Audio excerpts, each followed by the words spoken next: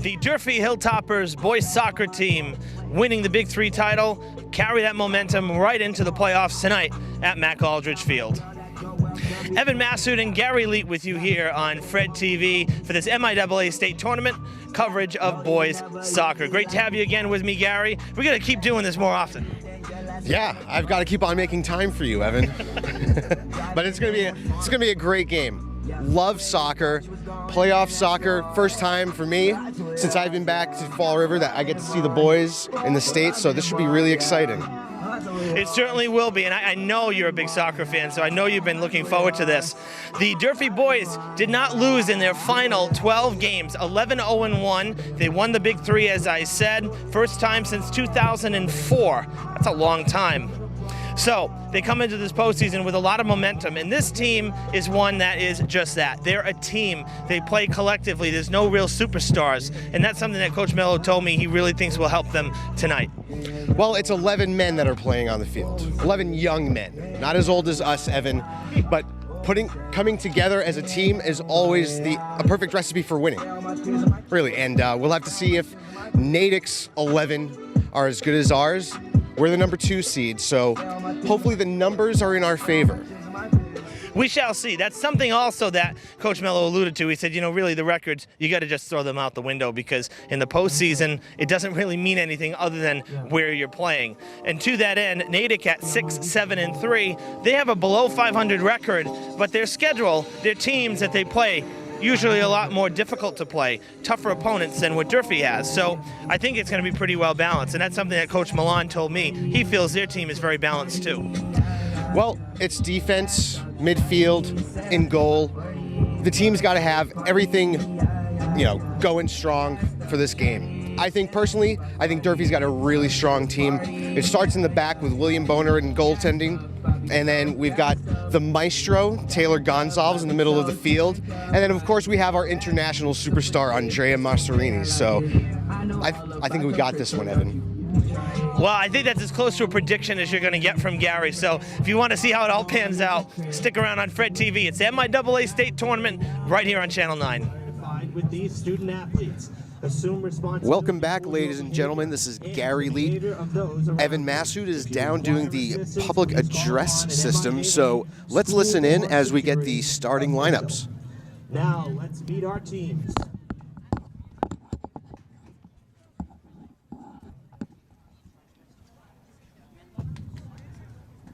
For the Natick Redhawks,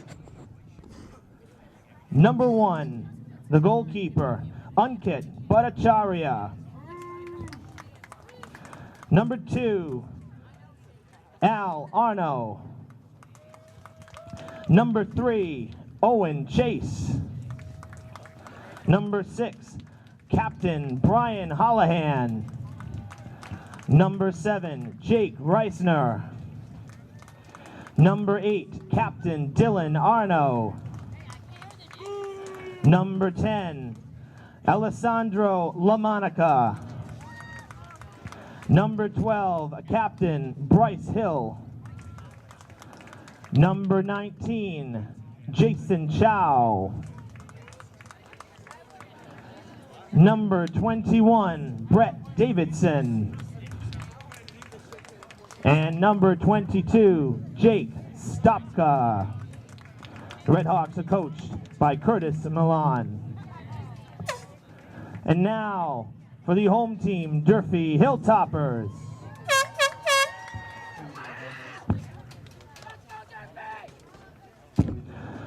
The goalkeeper, William Boner. Number 3, Ethan Williams. Number 6, Taylor Gonzalez. Number 7, Justin Moniz. Number 8, Gabriel D. Oliveira.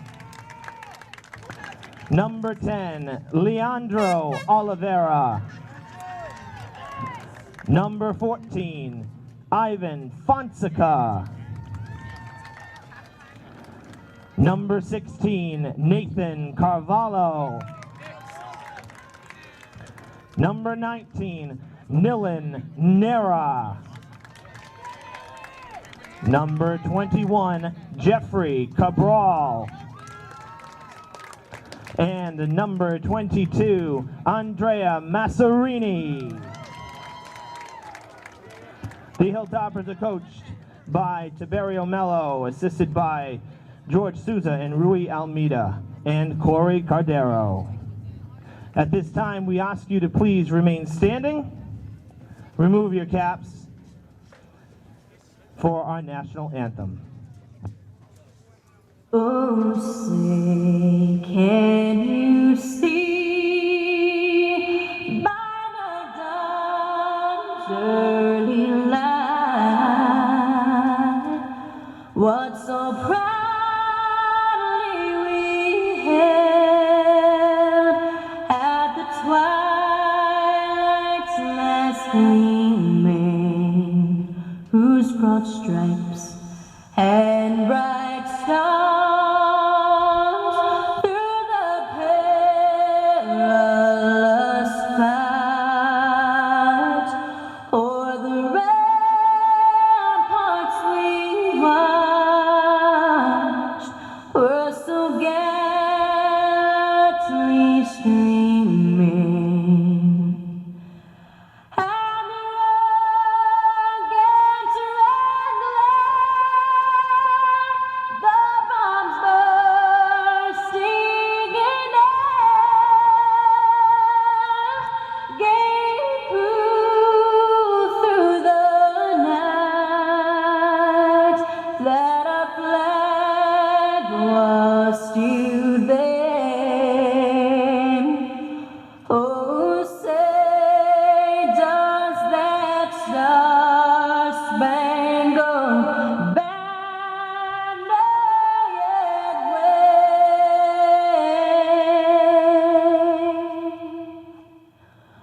o'er the land of the free and the home of the brave?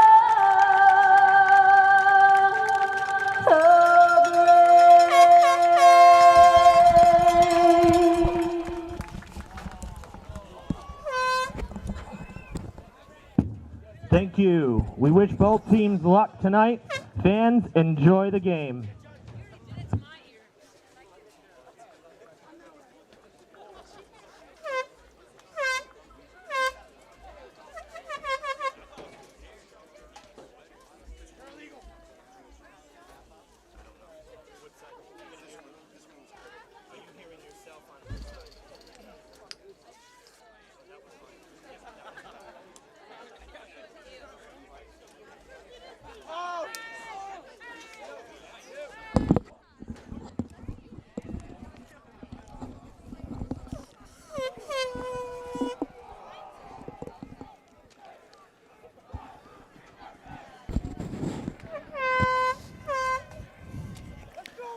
Well, Gary, I'm back. I've made it up from downstairs. What a beautiful voice. You are our generation's songbird, Evan. What a Oh great my job with the gosh. national anthem. Yeah, can't take all the credit for that. Funny, though, how you mentioned about a recorded national anthem, but you don't mention about my PA skills. I did. Oh, I okay. did. All right. I let everyone know. Don't get nervous. Evan is here. You'll hear his voice on the PA system. Oh, boy. Can you tell folks that Gary and I have just a little bit of fun? Or that it's just too late on a Saturday afternoon. Well, it could be a combination of both. Don't normally do these Saturday games, so actually this is kind of a rare treat to be doing a Saturday night game. And I have to say that, you know, again, we've talked about this before. Thanks to the weather, we're okay. You know, it's clear, it's dry. It could be much worse. We've seen much worse around this time of year with the football games on Friday nights. So this Saturday afternoon, nice and not too chilly, but put a light jacket on or a light sweater. Exactly. Yeah, I'm about to put the coat on now. I had it off for the opening, but 53 degrees, mostly cloudy.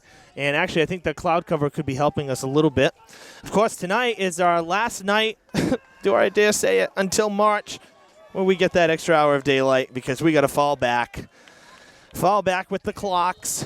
So come next week, we'll be eating dinner in the dark. Always depressing. Enjoy the extra hour. I know that you're a late sleeper anyway, but I get up really early, so I'm going to enjoy it. Don't let everybody know my secrets here. I'm only a late sleeper because I have to work in the afternoons for these games, in the evenings, the evenings for these games. So my whole schedule is reversed from you. A lot of times I'm walking in and you're in your last hour. So, but different jobs, right? Indeed. And we've got a game going on, Evan. We do have a game going on. We'll have to dispense with the pleasantries now until halftime, at least, when we can mess around.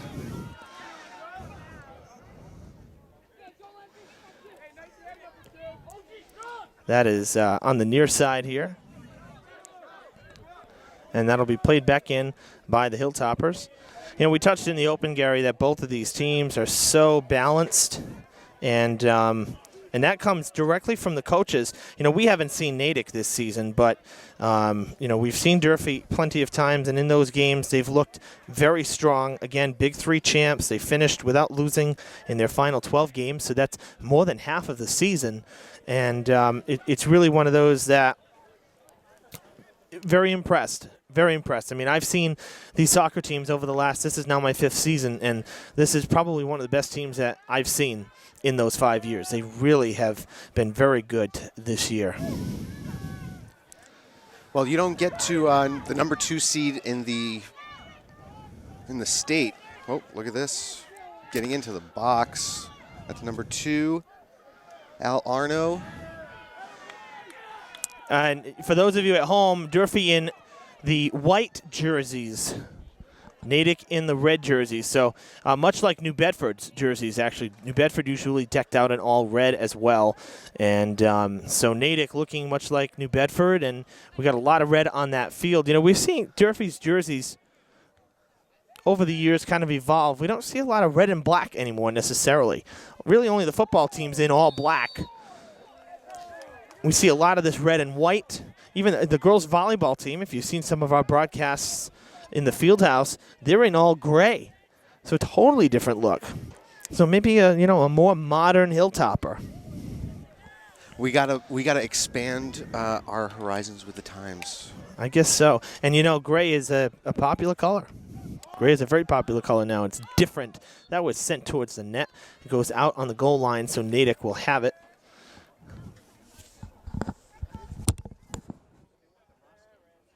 All right, so this will be a goal kick. Number 1, the goalie for Natick is Uncut Bhattacharya. Well, looks like he's actually not going to take it. It'll be one of the defensemen. Sends it up the field. Hey, thank you, Gary. Our athletic director, Brad Buston, just came up to the roof, needed an extra copy of the roster, so he knew where to get it. Mr. Play-by-Play guy always comes prepared. What do they used to call Don Arcello in Boston? They called him Announcer Boy. I'm Fall River's Announcer Boy. Tim Wakefield coined that term a long time ago. Those were the days. I miss Tim Wakefield. I miss Don Arcello, let me tell you. Don Arcello was really the guy who inspired me to do a lot of this play-by-play stuff because I always enjoyed his I don't want to say loosey-goosey, but he always kept it light, whatever was going on. And baseball's such a long game, you have to be able to do that, and I think it takes a very good broadcaster to be able to do something like that. And that's why I always try to have fun when we're doing these games as well, because I want to keep people entertained, You do a great job of it, Evan. Thank you. Got a corner kick here. It will be number 7. I'll have to wait. Jake Reisner will get to do this after the official says a few words.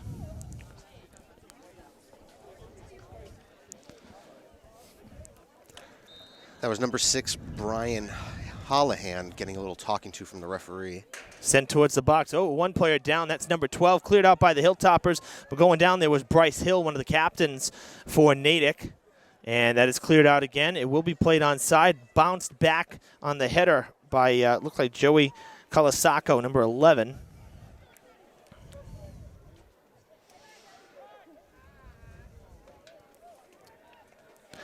A well-rounded education is one that is not only academically oriented, but one that also includes physical, social, and emotional development. Interscholastic athletics provide the other half of education. The MIAA encourages you to support your local high school athletic teams and throughout the school year. A message from the MIAA right there. This is a tournament game, and we're thrilled to have it here on Fred TV Channel 9. Evan Massoud and Gary Leet with you. We're about 5 minutes into this game. Durfee with a nice move there. The Hilltoppers trying to score first, and that is sent on net by Ivan Fonseca, and it was just a little bit long. That was a good play there. Matt Saunders. No, that was not Matt Saunders. Who was that cleared that? Justin Moniz, I'm sorry. Yes. Justin Moniz cut it back, sent the cross, but Fonseca could not connect properly with his foot and went wide and high. You know, that's something, though, you know, much like with hockey, if you don't take those shots, you're never going to score. So nice to see Durfee with the aggressive approach there. They cleared it out, and they set it up beautifully in front of the net. And now on the other side, a quick transition here. Natick forging ahead. That was intended for Al Arno. It is cleared out for the moment, and the whistle comes in. I believe that was an offside. Yes, I believe so. Arno was, Arno was, he was a little too far back. Now on this side, Reisner clears it out. He went one-on-one with Leandro Oliveira. Throwing in will be D. Oliveira. Leandro will play it towards the middle. That's Andrade. To the corner it goes.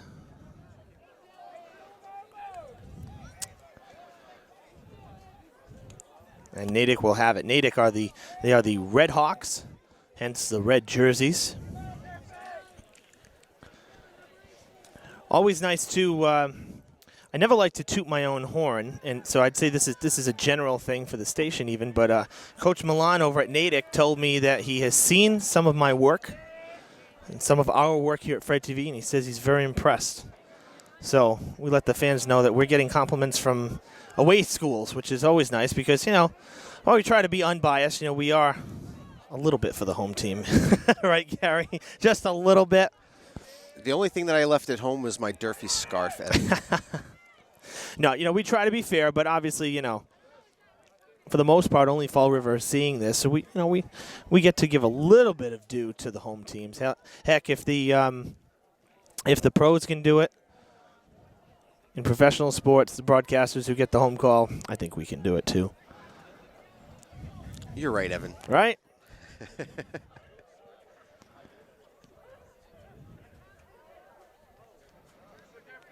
Kick almost made it all the way to the forward Maserani before taken back by Natick. This will be a throw-in. Yep, Cabral was there at midfield as well. 21, Maserani, number 22. Masserini, rather, number 22. And there is Cabral. And nice hook kick there by Natick. You know, we say this all the time. Very tough to see numbers on that far side because you got the lights. The angle that we're at, we're not as high like we are usually over at Diamond. This press box is quite a bit lower. So at Diamond, the lights are in front of us, and we're looking down. Here we're kind of looking across, and the lights are behind us and in front of us. So it kind of creates a bit of a glare. So tough to tell sometimes what's going on that very far side of the field. It doesn't help that we have a white ball tonight, and we've got white socks for Durfee. Mm-hmm. So I guess if Durfee doesn't have the ball, you're going to see white on red. I'm trying to figure it out. Are you just trying to figure out a method that works for you? Yes. Okay. I gotcha. Little contact there. Durfee will have it. They'll throw it in. And, folks, you know, something that Gary mentioned, Gary does admittedly watch a lot more soccer than I do, especially the professional level. And he said that one thing that the professionals have, that's offsides. One thing that the professionals do in pro soccer, aside talking with a British accent, which I love British accent. I wish I could pull one off, but I really can't. One thing that they do with all of the Elton John that you listen to, you cannot get an English accent, a proper English accent. No, because I don't need to talk like him. I just need to play like him. you know. And you do a really good job of it. So, in any case, we'll be swapping roles here at halftime. Gary's going to take more of the play-by-play in the second half, and I will do some color and analysis, which is not something I normally do. So we'll trade things off and have a little fun with it tonight. Here's a free kick. Blocked by the Hilltoppers. That is Oliveira on his horse. It'll be cleared out. That was beautifully done. Oh, it bounces into the stands and took a hop and went over the bleachers. That came out with some force, let me tell you. Hilltoppers get right back to it. Andrade kicks it back, and it goes out of play. And now soccer balls being thrown from both angles here. The referee got hit with one. I know. Our officials haven't done anything to upset the fans or us, so no reason to throw soccer balls at them yet. No, I'm just kidding. Just kidding. I'll be honest with you. Every season is different, and for the most part, I'd say that this fall the officials have been pretty good. You're always going to have some bad calls, and what can you say? They're only human. I certainly wouldn't. That's the one job I would not want is an official's job. And in high school, there's usually less of them on the field, so it makes it a lot more difficult. Exactly. There's only 2, and this is a very big field.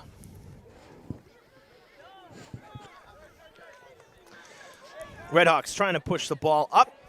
That was Nilanera stopping it, and now it's going to bounce out of play. No, stays in bounds for Oliveira, sending it towards the center there. Masserini with it. Gets a little bit of a push. Sent it to his teammate. Shot on net. Wide to the left. That looked like number 2, Matt Saunders. That's exactly what I thought. It was actually Justin Moniz, number 7. That 2 and 7. It is 7. Good eye. Thank you. We'll see what we can do about that font for next year's jersey. I know, right? At least give us a black outline on the white so that there's some sort of dimension to the number. So that was Moniz, you're right. Matt Saunders has not come into the game yet. He is on the bench to start things off. That was a nice feed, though, from Masserini. Unfortunately for Moniz, he could not center the shot because he did have a good look at it. Couldn't center it, though, a little wide to the left. And the goalkeeper for Natick, Ankit Bhattacharya. Much better than what I could do, Evan. Good job. Well, I'll tell you the little secret, too. This is what you get when you talk to coaches, and that's going to draw the whistle. Here's the secret when you get to talk with the coaches before the game, which is, I always try to do that. Obviously, we get some game notes, but Coach Milan, I asked him, I said, can we run down the roster? He says, I know you're going to ask me about our goalkeeper. I said, and I'm not even going to try. So he yells, Ankit, come here. And he says, you know what I'm going to ask you? And then Ankit comes over and said, you're going to ask me to pronounce my name. I said, absolutely, because I don't want to botch it up. And here I am. I'm standing there like, is this really happening? This is too funny. The coach didn't want to pronounce it to say it wrong to me, which I appreciate, believe me. And Bhattacharya makes a nice play right there. Because here's the thing, it's not spelt like you would pronounce it. That's what kind of threw me off. And so I thought that was pretty funny. The coach goes, I'm not even going to try. Not even going to try. I'm just going to call him over.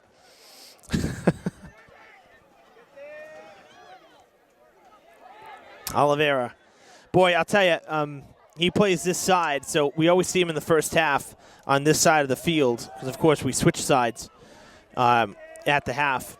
And Oliveira is always, for Durfee, always one of the players that is just back and forth, full steam ahead, constantly.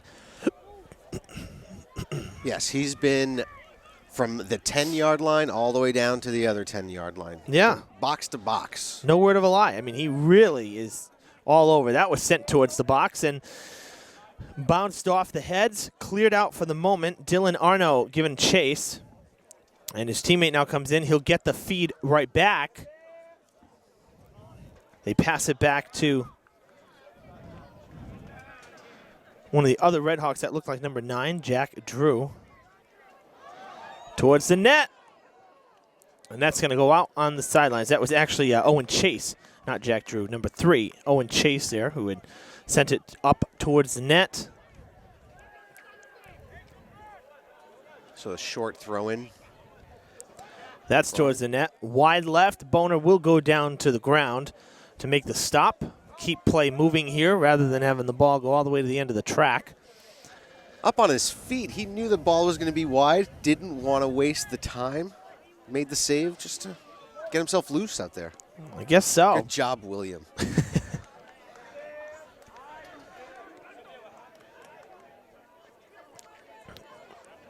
Down the field, Al Arno giving chase. Tries to cut back, and it'll go out off of Durfee's number 16, Nathan Carvalho.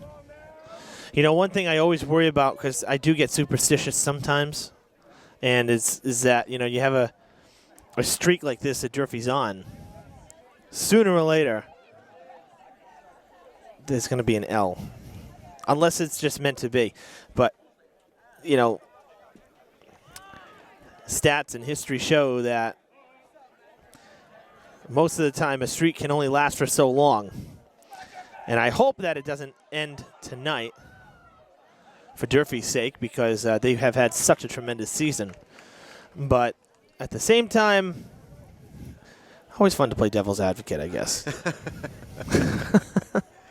It's true, though, right? It's true. It is very true. You know, you never want to peak too soon, and I think, you know, that has hurt teams in the past.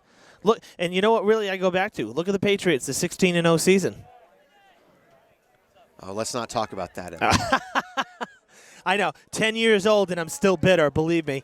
Let us not talk about that. 10 years ago, and I'm still not happy about it. I still believe there's a conspiracy there to not allow that to happen. I don't know. I think if they had lost one game, that Super Bowl would have been a breeze. I don't know. There is a player down on the far side, and yet play is continuing. I'm not sure how long we're going to wait for a whistle here.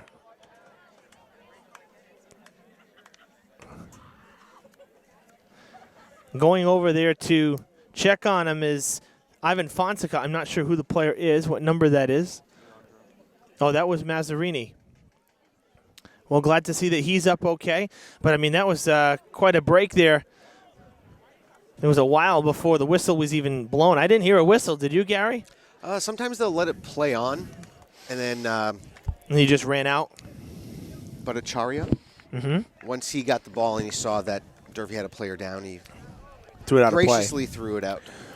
Yeah, I noticed that. So he probably saw the official running out to stop play. But in any case, though, still strange to not hear a whistle, at least to let people know, to let the players know that, hey, we got to stop for a minute here.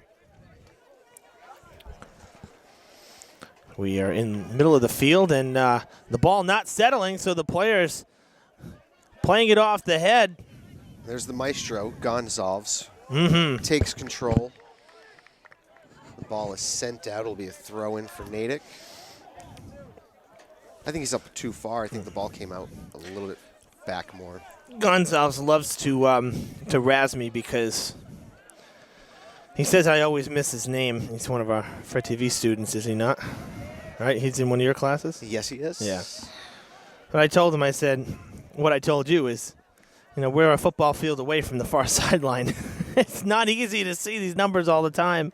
We don't have monitors set up. So a break for Natick, and it is slowed. But the Hilltoppers having to transition very quickly to defense. Now that's towards midfield. Here's Reisman. Sending it now to Arno. Arno trying to get around. He'll send it back to Reisman. Deflected back towards the sidelines, and Natick will get to throw it in. Arno with a nice little display of some foot skills. But And just like that, Durfee's going to get it back, though. feet skills. Look at me, Evan. It is feet skills. He's using both of them. Okay? Okay, He's using both of them. It's okay. As long as you don't say hand skills, because then people are going to start wondering what the officials are watching. No hands allowed. That's why this game really is called football. We call it soccer here in America, but this is truly football, if you want to go based on the true meaning. So I'm not sure. Actually, so then to that point, do we open another discussion here, Gary? Okay, let's we're digging deep. Why is American football called football when it's really they're passing the ball, they're throwing the ball, they're running with the ball, they're not rolling around on the ground? Now, I spent an evening reading about this. Of course you did. But folks, I did not know this. I'm literally just starting a conversation, so but leave it to Gary. Don't get your hopes up too high, because I can't exactly remember. It was a while ago. Oh, boy. But it had something, well, when people say, why do Americans call it soccer? Mm-hmm. Well, back over a century ago, to differentiate themselves from rugby, in England, they started calling it soccer. Gotcha. But then as soccer became more popular around the world, they continued, football became the term to use for the game. So actually, this is an old school term that we're using. So if anyone tells you don't call it soccer, Evan, just tell them no. Gary said. Yeah, Gary says. Gary says otherwise, and Gary's the authority, and that's the end of it. That's great. Well, that's interesting, though. I did not know that, so you taught me something. You taught me something. You can fact check that if you want. Yeah, sure. Another fact check I can give you, too. It's not the same sport, but volleyball was actually developed right here in Massachusetts. Did you know that? I did not know that. Look at that. The Bay State, home of volleyball. The institution of volleyball.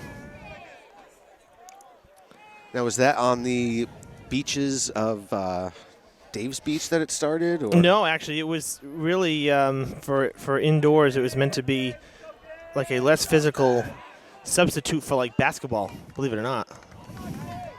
It was meant to be indoors. Get them off the beaches. Sorry. I can't. Oh, boy. We'll dive more into that when we get boys volleyball in the spring. So, Hilltoppers trying to turn it around. We're halfway through the first half here at Durfee High School in this MIAA state tournament game against Natick. Boys soccer at Mac Aldridge Field, and we are scoreless. Evan Massard and Gary Leet with you on Fred TV. The Massachusetts Interscholastic Athletic Association is committed to good sportsmanship. Sportsmanship, citizenship, and responsibility are the trademarks of high school activities. Support school activities with your own display of good sportsmanship and help encourage America's youth to accept the responsibility which freedom demands. Support your local high school. See the future of America on display. Attend high school competitions in your community. So I can read too, Gary.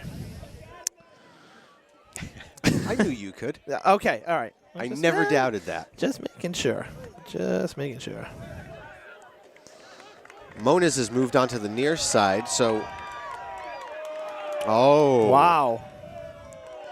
Well, that's going to get a little bit of angst out of the crowd.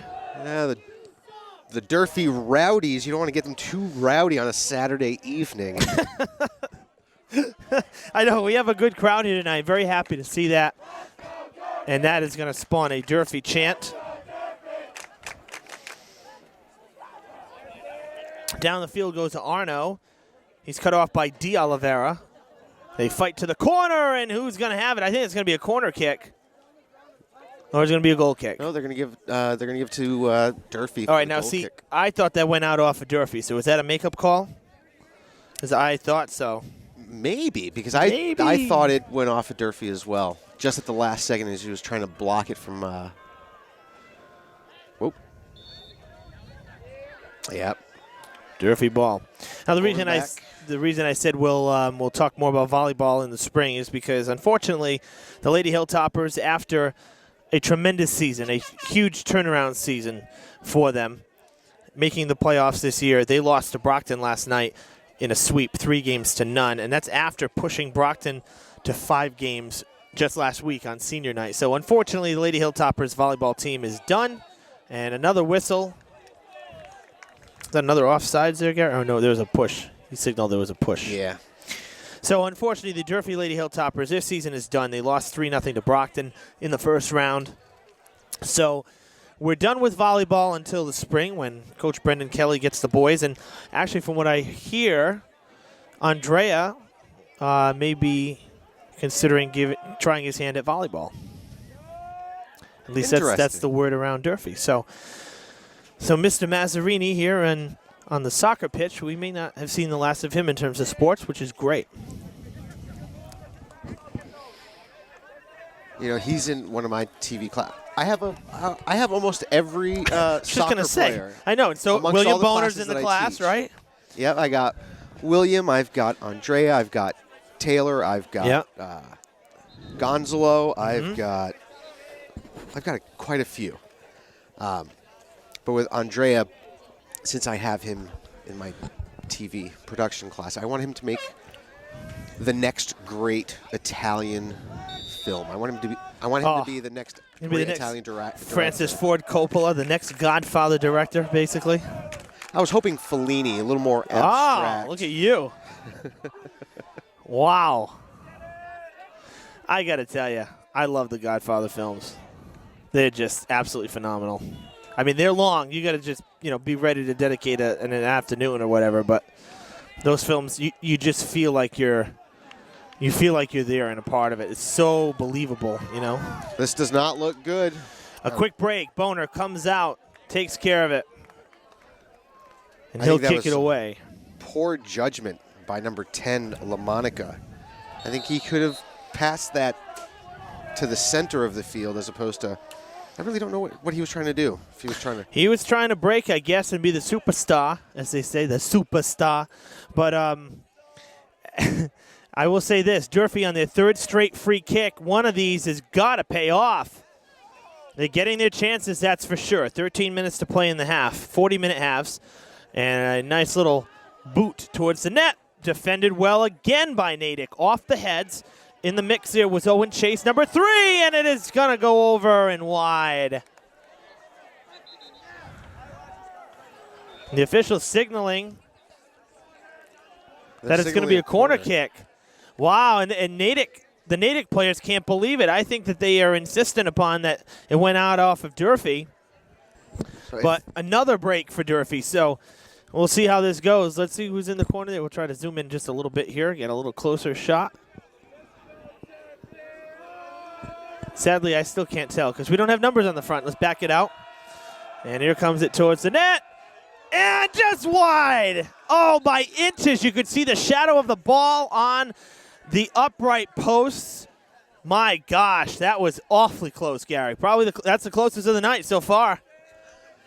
Other than just seconds before. Yeah, exactly. Well, we're in a timeout now. And I was watching the ball. I actually didn't see who called timeout, but I'm going to guess timeout was called by Coach Milan, given how frustrated a lot of the players were just moments ago before that corner kick and how close that almost was. That's 4 straight, basically, free kicks that Durfee has had against Natick, and I'm sure that the coach wants to make sure that the players are on the same page and that they stay within themselves, don't get too frustrated over one call, because it's still a lot of soccer to be played. Yep, just like in hockey. You see the coaches usually take the timeout when it's not necessarily to the advantage of the offense, but just to get the players' minds back in focus and back on the game, despite whatever may have just happened. Exactly. And I heard an air horn, Evan. I know. I've been hearing them, and I know that they're supposed to be prohibited. But I'm looking around.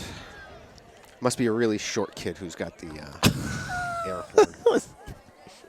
And if that's the case, I have my picks. You have your picks? Who you think? Yes. Wow. So I've known these kids since they were in 6th grade, so. Okay, so we're back from the timeout, Evan. I'm not naming names, though. Uh-huh. So don't even ask. No, but if they're watching, they know who they are. Oh, yes. Their faces are turning red right now. Oh, boy. Hey, you know, the thing is it's if it's not hurting anybody, then, and obviously, you know, the administration, if they're not worrying about it, so if they're letting it go, it's not like they're being rowdy or using it in a bad way here, so.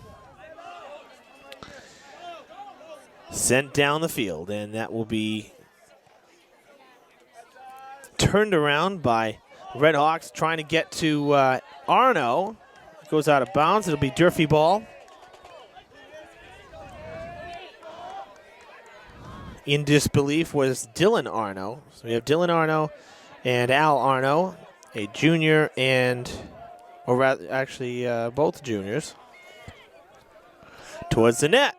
But Acharya will let it go wide. So one thing actually I didn't ask Coach Milan is whether Dylan and Al are brothers, because they are both juniors. What if they're twins?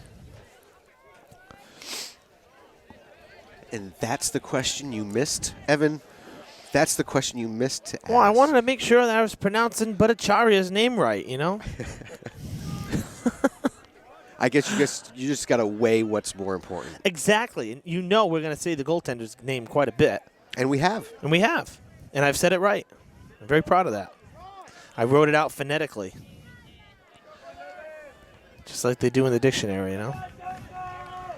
I did it as well at home. But as you can see. Yeah, and actually, you know what? You're not too far off, believe it or not. So you did a good job. Who wants it? It is still a free ball now. Kicked out towards the middle. There is Mazzarini. Giving chase. It is cleared out for the moment by Holohan. It falls in next to Bryce Hill. And taking it now is Ivan Fonseca. Trying to cut around. Has pressure. Sends it back. They'll try to regroup. Durfee receding at the moment. Trying to push it forward. There's Andrade. Onside. Kick towards the net, and Bhattacharya has to play it on the hop. Final 10 minutes of the first half here. We are still scoreless. And I'll tell you, too, unlike the regular season, Gary, this is a sudden death bracket. Got to win the game. So there will be overtime if necessary. We will not have a tie. You have to determine a winner so that the bracket can continue moving. So this will not end in a tie. We'll play as long as we have to. I'd say one of the longest games I ever did, you mentioned hockey a couple moments ago, was the Diamond Bengals hockey team. They played when they had their good run a couple years ago. They played their first game out in Brockton. And actually, if I recall, though, they didn't play Brockton because Brockton's a different division. It's just that AZF Arena was the host arena. So we have a free kick coming here for Natick. That's a little floater. Boner coming out. It is headed out by the Hilltoppers defenders. Two players going down hard. That draws a whistle. And the free kick's going to go to Natick. I don't know how that's possible. The Red Hawks player fell onto Durfee's player. Well, that's the referee's call, Evan. Wow. Gonzalez was not happy about it No. as he pushed the kid who was on top of him off of him. Jeez, wow. So another free kick for Natick.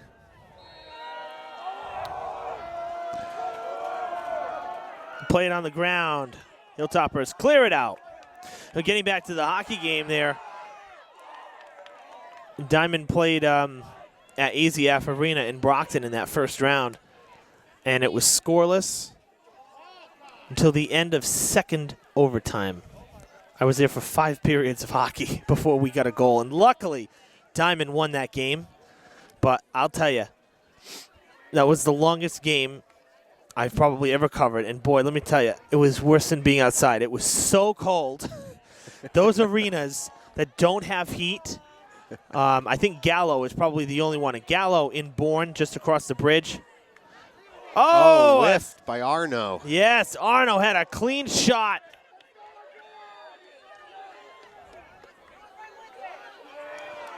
Are they going to call that on Masserini? They called an offsides. They were neck and neck. Oh my gosh, that's another tough one. So back-to-back tough calls.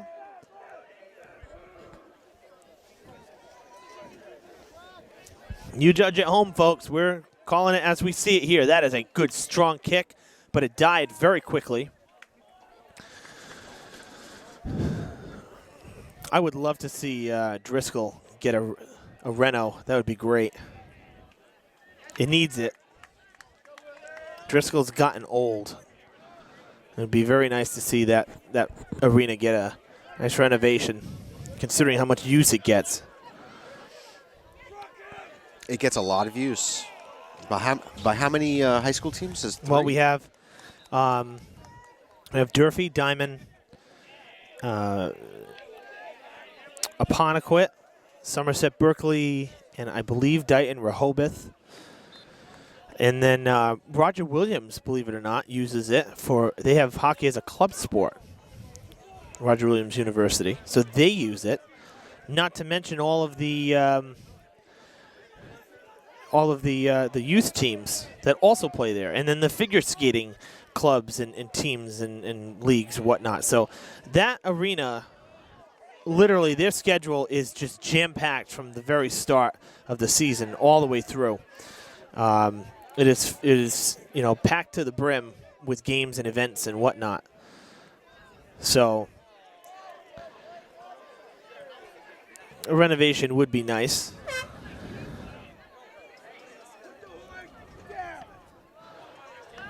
Watch out, Evan, it's coming our way. It is.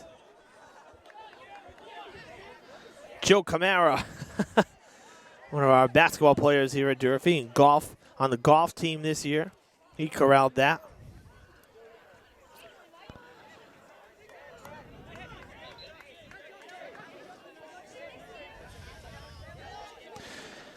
And D'Oliveira will get ready to throw it in here. A couple substitutions being made by Coach Mello, so having to wait a moment. Under 5 minutes to play in this first half. Durfee's had some great opportunities, more so than Natick. That was tossed in down the sidelines, intended for Mazzarini.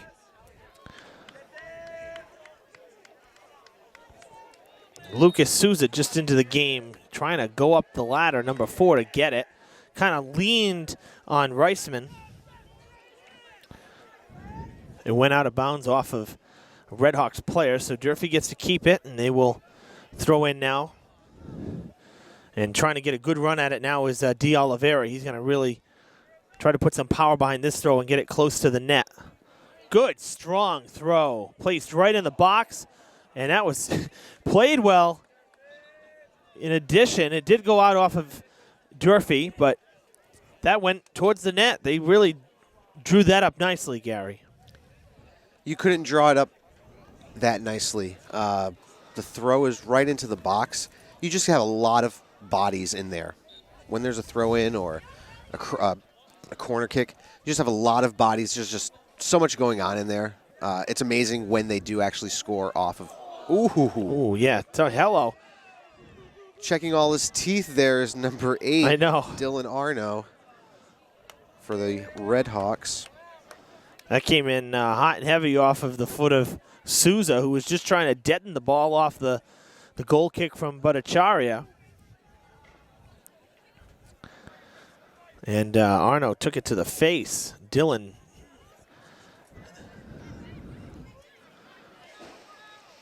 Durfee with the throw in again. D'Oliveira is there, directing traffic, pointing to the guys, get down there.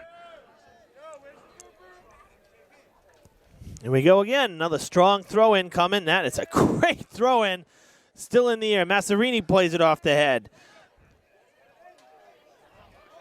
Back towards the net, and Bhattacharya is there.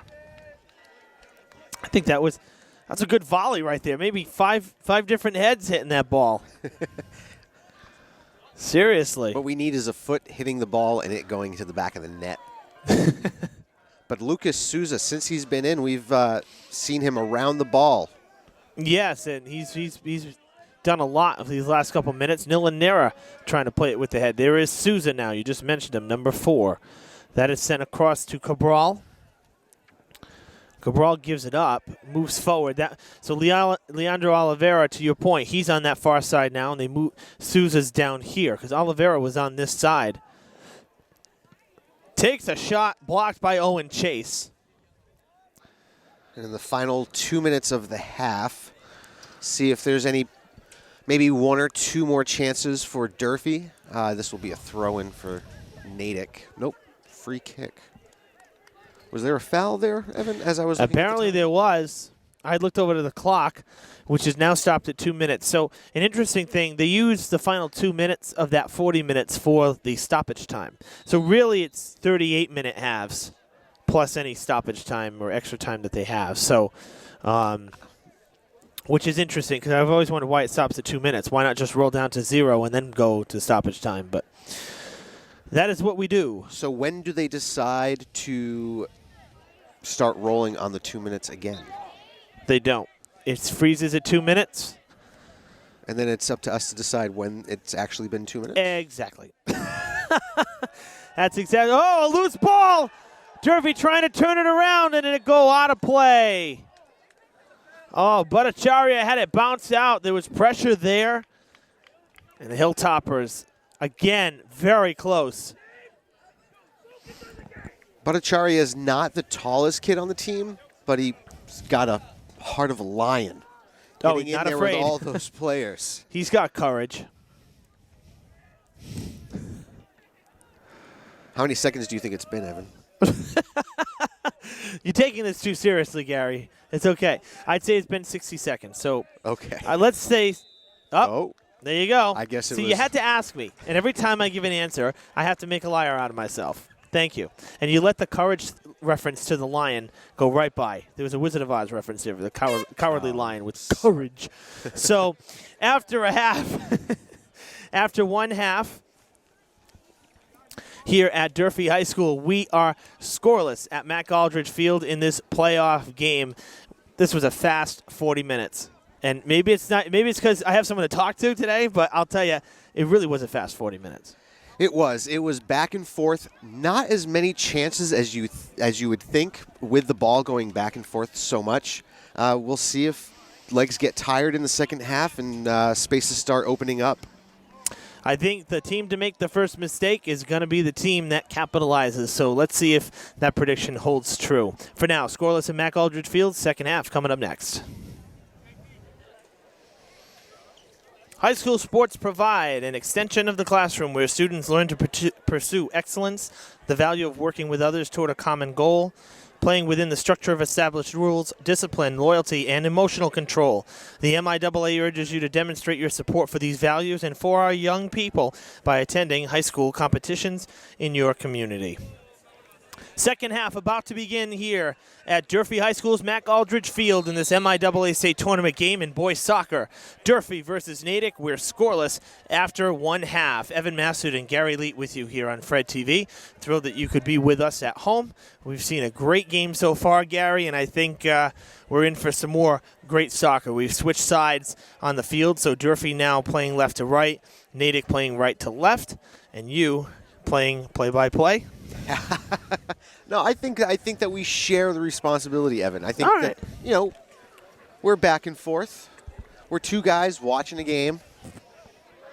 So we just continue as is, you know what I mean? Well, made a liar out of me again, but that's fine. No. So no, all right, fine. I've Then only we'll seen keep it going. You want me to call Durfee's first goal? Then that's fine. I'll take it. So it'll be replayed forever. Oh, we've got an injury on the field. We do, and I don't it doesn't know if it look looks so pretty. good. No, it doesn't look pretty because the player can't put his knee down, like a dislocated knee almost. Not fun. That is one of the Natick players down on the field. So play will be halted here. And the clock actually stopped. Now that's different. Normally the clock will roll. We'll keep it close on the player there. Coach Milan coming to assist. And our trainer, Kelly Mahoney, working the weekend as well here to help us out. She's coming in on the right side of your screen there to take a look at the injured player. Again, it looks like a knee injury, which is never good. No, he was holding his leg up. Can you see what number it was? No, Evan? I can't at the moment. Never want to see that. No, and you're right. The leg, I mean, he could not bend his leg. He was literally holding it up, supporting it because he couldn't put it down. And it's still bent. Or actually, no, that's the other side. So he is, they're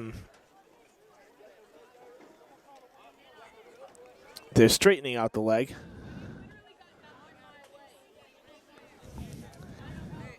It might be number 19, Jason Chow. Based on it is. 19 is on the shorts. They have numbers on the shorts on their right sides. That is Jason Chow, number 19. Tell me you were looking through the viewfinder because I would am not be able to see the number 19 on his shorts. Well, good news is he is up under his own power. The bad news is that there is a bit of a limp.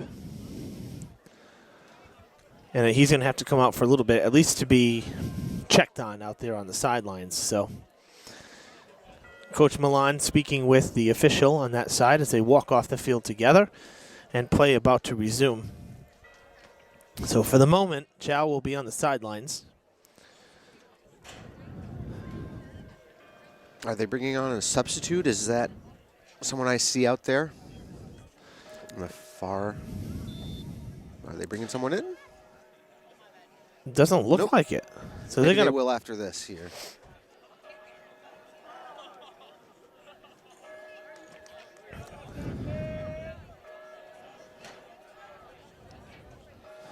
So a man down at the moment is Natick until the next chance for a substitution.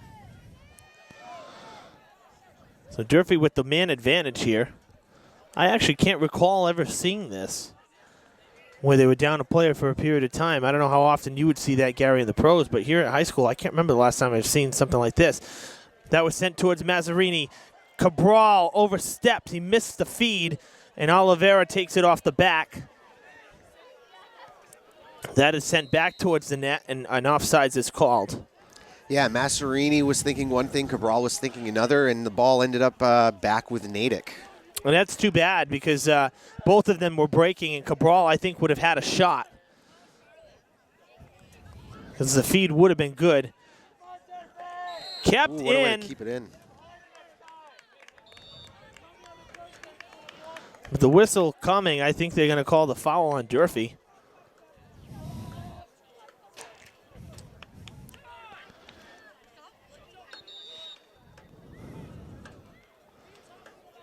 Ball was kicked over the head of the referee by Nathan Carvalho, so that's why it's taking a little bit longer to get the game going again. The clock is running, though, Evan. And we're back to full strength. All 10 players on both sides now, plus the goalies for the 11. So free kick coming now from Holohan.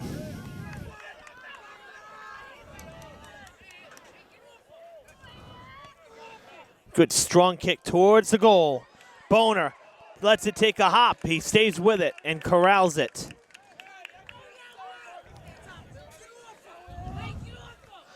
It's always a little scary when as a goalkeeper, you see the goalkeeper let it bounce in front of them. Mm-hmm. Well, not to mention, little scary to be the goalkeeper. You're trying to focus on the ball, and you have, about 12 players stampeding right towards you. Not something that is probably a good feeling. Getting knocked down there was number 12. Ethan Williams threw him a little hip. Yep, and Bryce Hill clapping at the call. Now he's going to get a talking to after his team just got the free kick. And doing the honors again will be Holohan. So he's going to send one towards the net again, one would imagine. Oh, Did not like the way they were. Oh, a yellow card given to Holohan. Wow. Must have kept chirping.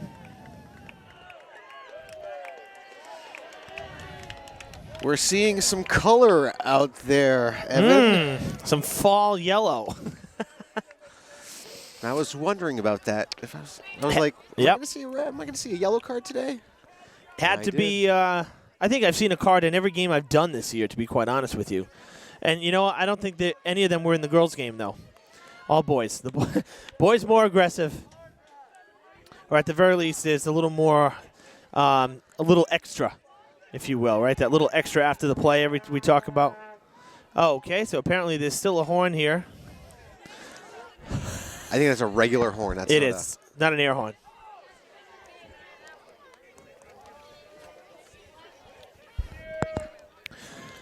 Hilltoppers trying to turn this around and shift the momentum.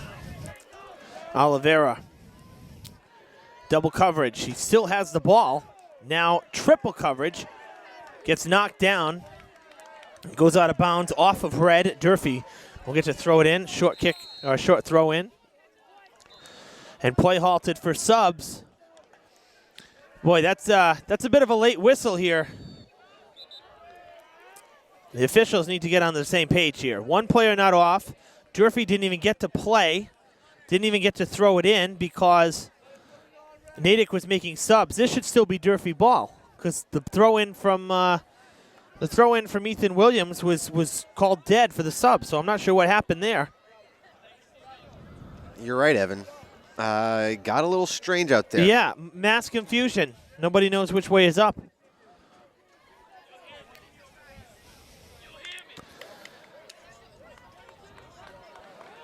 This ain't a corner kick. Wow. The Hilltopper player did not touch that ball. In fact, you saw him back off of it. The official's still saying it deflected. And now Natick gets a corner kick, and it will be Reisner doing the honors from the corner. I believe this is Natick's first corner of the match, correct? I don't recall them having one in the first half. They did. They had a couple. I think they had one or two. There was definitely one early. It was like the first one of the game. On the ground, Boner with the stop! Great save by William. Oh, my goodness, that was a great save. He read it, he was watching it, and he saw it the whole time. Boner keeps the scoreless tie intact.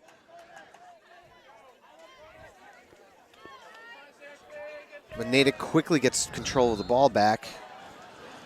And it's going to be a foul on number 8, De Oliveira. Looks like he... Now, there was a little bit of a push there. They made contact. And that will result, though, in another free kick. So Natick with a bit of a shift in the momentum. They have had things go their way here so far in the second half. Yeah, it looks like that yellow card kind of amped them up a little bit. Towards the net again. Headed towards the 10 and back out of the box. Now sent directly across towards the net. Oh, almost! That was a great effort there by Natick, and it was just over that crossbar, trying to see who that was, what number that was. I think that might have been Holohan. Oh, no, Holohan is out. That's number 8. That was Dylan Arno, who was up in front there. Almost put his team ahead.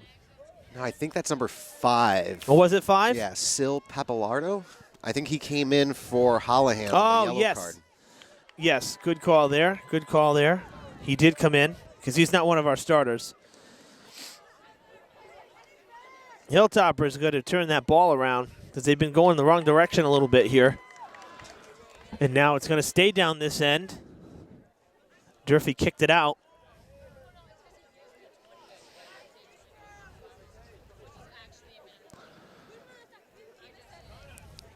Nilanera kind of misses it there.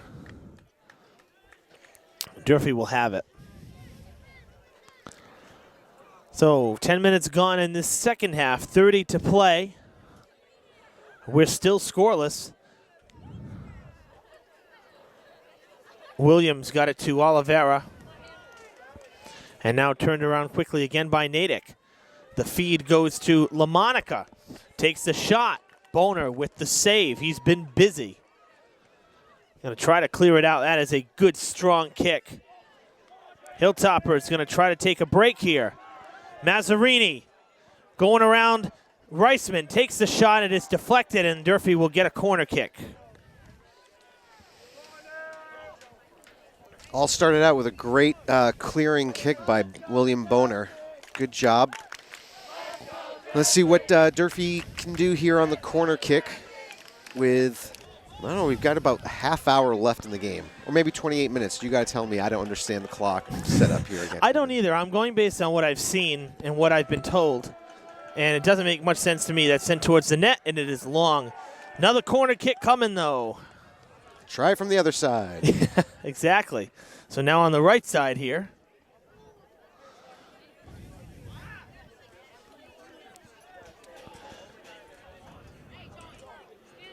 Can't see who that is.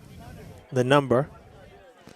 In the shadows, of Mac Aldrich Field. Hilltopper's trying to stay with it here towards the net. Bhattacharya with the save. The kick there, I believe that was Nate Carvalho, number 16, who had kicked it from the corner that second time.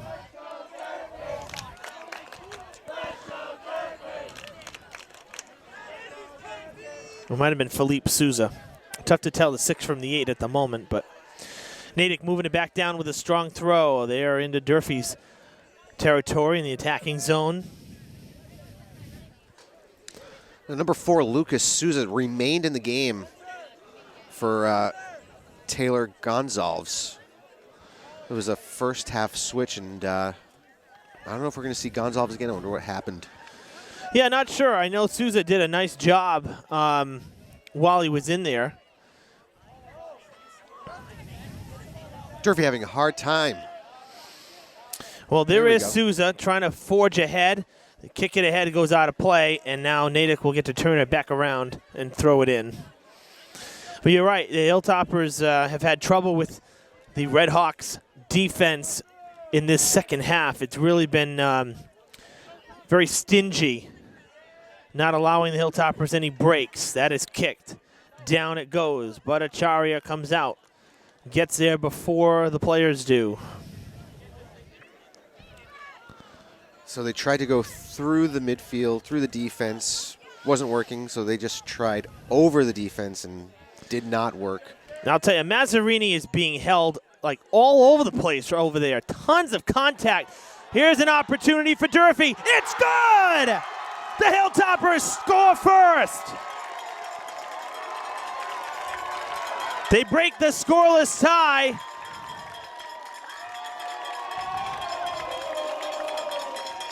And it looks like it was Cabral, number 21, with the assist from Mazzarini. 1-0 Durfee here in the second half. That was what they tried to do earlier in this half. Remember, Cabral missed the feed. He didn't miss that time. It was just that extra pass. Mazzarini brought it into the center of the box. I don't remember what number player, but he left it back for Cabral, and Cabral was able to get it in. Great play. That was a great play. Oh, it was a great play. So 1-0 now. Coach Milan over there talking to the official. But yes, Gary, 1-0 the score. How about that? Plenty of time, but that's got to be a big boost for Durfee right now. Well, especially since they really haven't had a few good breaks. They've really been playing, for the most part, they've been playing defense, trying to contain the offense of Natick. So to get that quick score there and turn it around, that's got to be a huge morale booster for Durfee. Oh, going down hard is Cabral. Play continues. There was contact, but no foul. Mazzarini giving chase. Try to turn it around and beat Reisman. Gets a nice move there, but Davidson takes it away.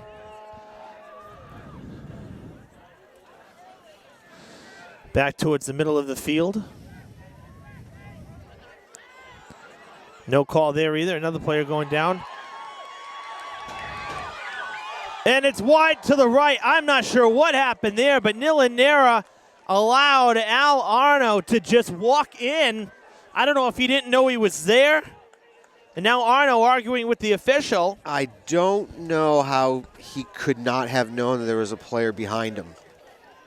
That was dangerous. You could hear the crowd yelling. The crowd yelling, watch out, basically. I don't know what happened there, but the Hilltoppers are lucky that this game is still in their favor. I've seen it happen, and those are usually the plays that will destroy a team. You give up a goal like that, almost inevitably you're going to give up a second one shortly thereafter. So Yeah. Durfee very lucky, very, very lucky not to have dropped a goal there. Yeah, really, truthfully, folks, this game should be tied right now. I mean, that is just... I mean, Boner did what he could. He just came out to try to take it, and then the kick was off when he was out of the net. So Durfee very, very lucky that that ball went wide and that they are still leading in this game.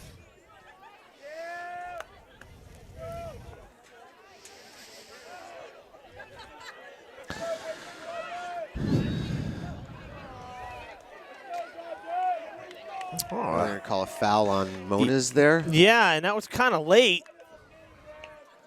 I mean, there was a little bump, but it didn't necessarily impede play, and the whistle came in maybe 2 or 3 seconds late there, so I'm kind of surprised that there was a whistle blown. But now a free kick for Natick. They'll try to center it. Line drive towards the net. It's in the air. Durfee will try to clear it out. It's going to fall onto one of the heads of the Redhawks players. That looked like number 5, Papalardo. Here is Mazzarini trying to put some moves on the defense, and it ends up coming out. And now to this side, Oliveira with it. Durfee in a strong position here. Takes a shot, and it goes into the side of the net. So back up the field will go the other end. Yeah, like a tennis match, back and forth, right? That was a great opportunity. Mazzarini lost the ball, but Lucas Souza was there and sent it wide. It was a good opportunity. Just didn't connect well on the right side of the foot, I guess.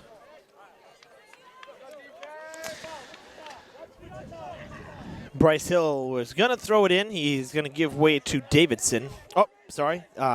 Stopka, rather, number 22. Mazzarini can get through. He does get through. And he is, wow, it's blocked. And he's taken down by the defender.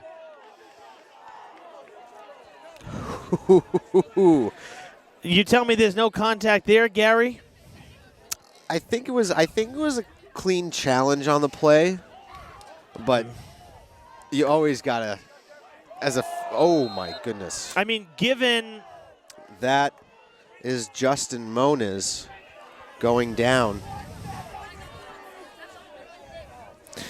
Given how quick some of the whistles have been for Natick's side, I'm surprised that there wasn't a whistle blown there.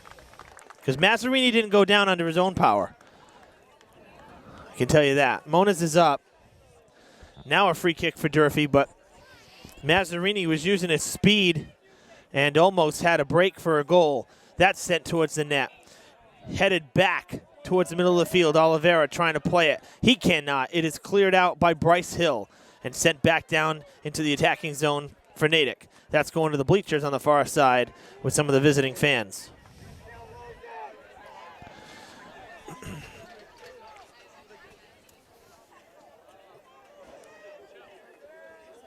Getting very physical this second half, Evan. I almost called you Durfee. You are Mr. Durfee. Wow. You are That's Mr. a new one. Durfee. Been called worse. More than 200,000 students will participate in approximately 100,000 high school sports competitions among the MIAA's 360 member schools this year. The Massachusetts Interscholastic Athletic Association encourages you to support your local high school athletic programs and the students who participate in them. We're halfway through the second half. Durfee up 1-0 thanks to the goal that broke the scoreless tie just about 10 minutes ago. Evan Massoud and Gary Leet with you here on Fred TV for the state tournament coverage of boys soccer. Trying to go end around is the Hilltoppers number 7, Justin Moniz. Could not do so. Sent back towards the net now. It'll be headed out of play. Or out of the attacking zone, I should say. Not out of play. It's still in play.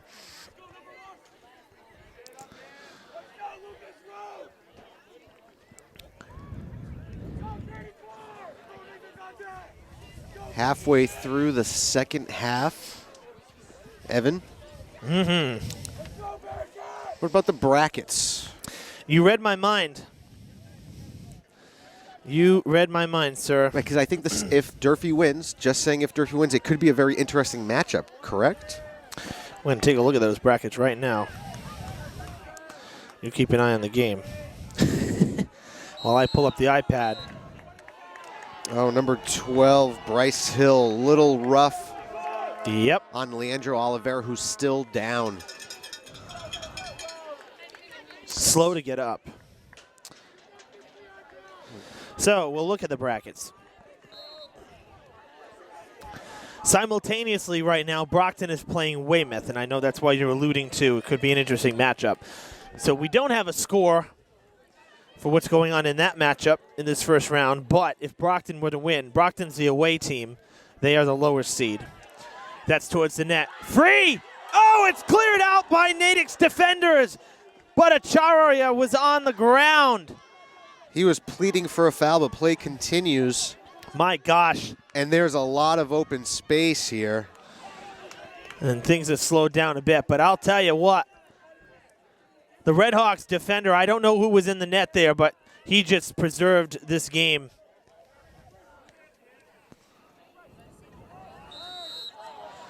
And another whistle coming. But nonetheless, Brockton the 10 seed, Weymouth number 7, so they're hosting the Boxers.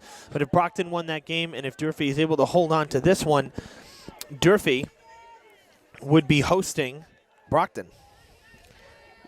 Now, either way, they will host another game with a win. If they win, they'll advance, and it doesn't matter whether it's Natick or Brockton. I'm sorry, whether it's Weymouth or Brockton. Durfee is the 2 seed. They would host on Monday at 6. Towards the net, and it's good! The equalizer! Boner never saw it. He was screened, and I'll tell you, the only goals I've seen Boner give up this season,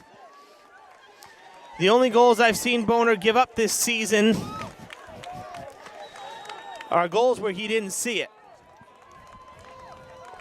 Looked like that was Alessandro LaMonica. Have not heard his name, but I guess put those brackets away for now, Evan. We did it again. We did it again. Well, needless to say, though, Boner has been fantastic this year, but the goals that I've seen him give up are goals where he hasn't gone after the ball, and that went right. He didn't see it. I watched it. I was watching the ball go into the net, and Boner never moved, which tells me he was screened. Just like in hockey, when someone's screening the goalie, and then you get the one-timer from the point. Same thing here.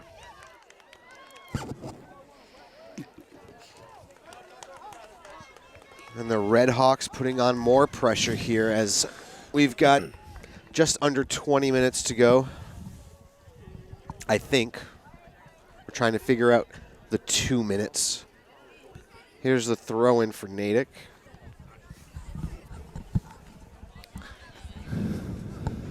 Sent into the box. No one can take a hold of it. Another opportunity, and it is cleared out. Natick gains another corner here. 1-1. We got ourselves a game, Gary. We do indeed. Have you been part of an overtime soccer playoff game? No, actually, I haven't. I've been a part of a football overtime, which is, let me tell you, pretty fun. But I have not been to soccer, so we'll. I'm not sure if they're going to if they would eventually go to penalty kicks or if they're going to. Well, you're a little too short on the jump. A little bit. Luckily for him, though, it seemed like he deflected it enough. Like he definitely got a fingertip on it, but he timed it just a little early, I think.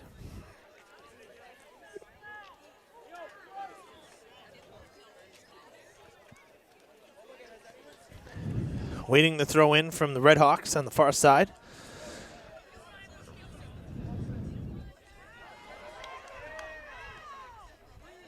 Lots going on in the box here in the attacking zone for Natick. Hilltoppers fit to be tied at the moment. Now sent back towards the other end of the field, or towards midfield, really. But just like that, back into Durfee's zone. Reisner trying to get through. He'll pass it along to Arno, I believe. Yep, that is Arno. That is Al Arno on the far side. Now, you were saying earlier at the pregame, the league that Natick plays in, a much tougher league than what the Big Three would be. And I think we're kind of seeing it, even with a very low-ranked team putting up a big fight. I think Natick's been dominating the second half, even though we've also seen Durfee score. There's no question about that. Natick has definitely controlled the second half, and it's not even so much the leagues. I mean, the Big Three, we talk about this a lot. For me, the Big Three they need to do something with the Big Three, because a 3-team league these days just doesn't cut it, in my opinion. Others may have different opinions on that. For me, when I see leagues like the Mayflower League, where Conley and Diamond are a part of, and they have half of their schedule that counts for conference games, versus Durfee's, where 4 games in a 20-game schedule count for conference games. That just doesn't do it for me. My opinion, what does it matter? Well, I'm just letting you know how I feel. On the other side, though, Natick has a much bigger conference as well, like the Mayflower. So most of their games mean something. What that also means is they're used to these pressure games, because there's a lot riding on more games. It's not just 4 big games you got to get, amped up for, and then you play the rest of the season. The opponent's out that way too. Typically a little stronger all around, and that take nothing away from Brockton or New Bedford or Durfee or Somerset, Diamond, or whatever. Some of Durfee's teams that they play against, their opponents. Typically, where Natick is, that area, towards the Boston area, and actually South Shore as well, where you have Norwell and Cohasset, Weymouth. That whole corridor, there are some incredible schools where they're just tough all around. They make me think of like a Fian. Fian's tough all around in terms of sports. And again, take nothing away from Durfee, but to your point, Gary, yes. Natick's schedule, I think, is a little bit more challenging than Durfee's when it comes to the opponents that they have to square off against on a weekly basis or monthly basis, et cetera, et cetera. Down towards the other end, looking for Oliveira, but it's going to be cleared out by Stopka, who put a stop to that.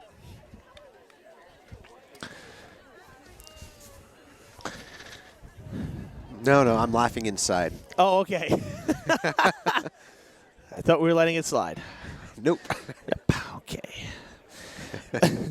Bhattacharya will allow his teammate to kick it out here, the goal kick. That's very nice of Bhattacharya to allow the guy to do that. Isn't it, though? Right? And he did a good job.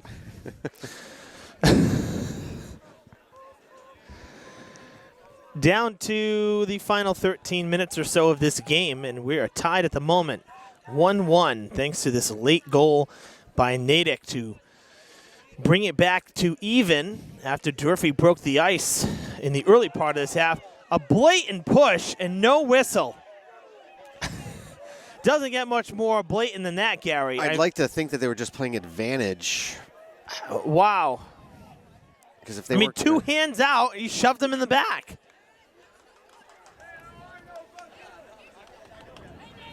Wow.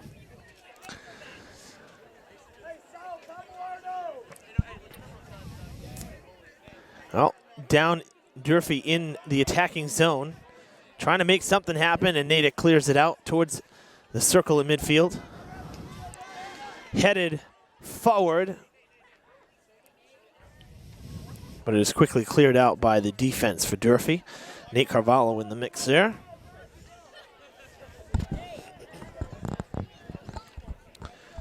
And that goes out of play. Natick will throw it in again. Reisman will do the honors.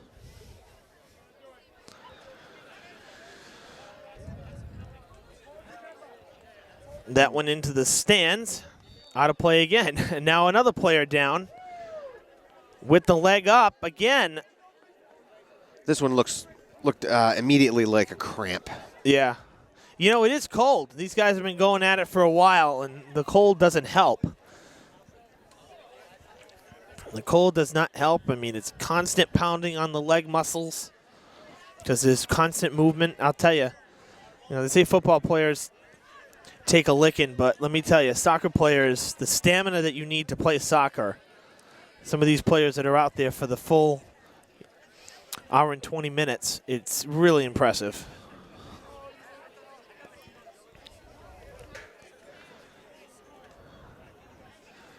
Bhattacharya was speaking to the referee. Maybe he's asking questions about how the time goes as well. Yeah, because now the clock is still rolling. The last time there was an injury timeout at the start of this half, the clock was stopped. Now it continues to roll. And the Hilltopper there on the other side, that is Gonzalez, number 6. No, I'm sorry. That's not Gonzalez. Number 8. Thank you, Keelan, our cameraman tonight. That's Gabriel de Oliveira.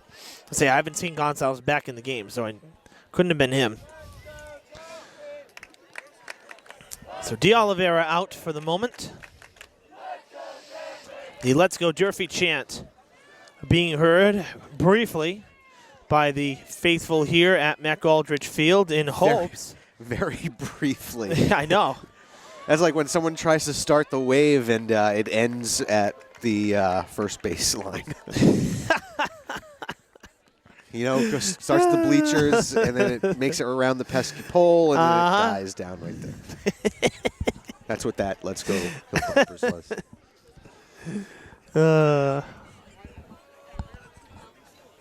Are you a big wave guy? No, actually, I'm not. I'm really not. It's like Neither I know am I. it's part of the charm, I guess, and it's fun to once they get it going. It's fun to see it go all the way up the monster and then wrap around. Of course, we're referencing Fenway Park, folks, but for me, honestly, it's like just watch the game. I'm there to watch the game. I paid money to see the players and see the team play and whatnot. I just want to see the game, and truthfully, typically I don't even sit down in the bowl. I usually try to find some last-minute tickets up in the pavilion level, which are phenomenal seats. Towards the net, Boner with the save. Gonzalez is back in. Yes, he is. As you said, the maestro going to try to orchestrate a Hilltoppers comeback late in this half. I didn't like that one. That's going up the chute here, up the middle. Turned around. Natick sending it back. Bryce Hill, the captain there, feeding LaMonica. LaMonica trying to get through. Cannot. But he gives a feed that's just over the crossbar. Dylan Arno just over the crossbar. A lot of pressure being put on by Natick. Yeah, that's for sure. It wasn't a bad opportunity offensively for Durfee just prior to this shot. There's just too many defenders. Yeah, you're right. That's exactly what happened. 2-on-1. We had a couple of players who were open, but you're being surrounded by a player, 2 defenders. It's going to be hard to get through a pass. Oh, quick whistle there. I didn't see any infraction.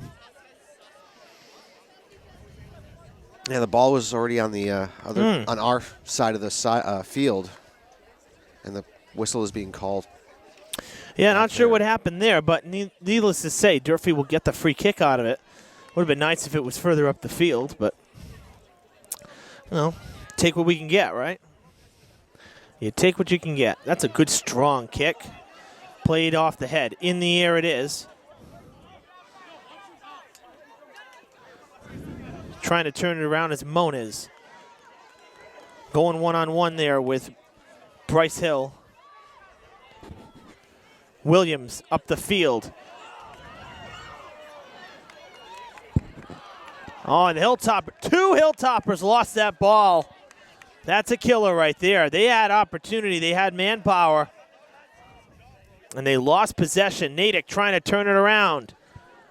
That might be the last good chance Durfee gets with the way Natick is playing. Yeah, and what a great job on defense in the back there. In the box, I think that might have been Carvalho. Another chance for Durfee.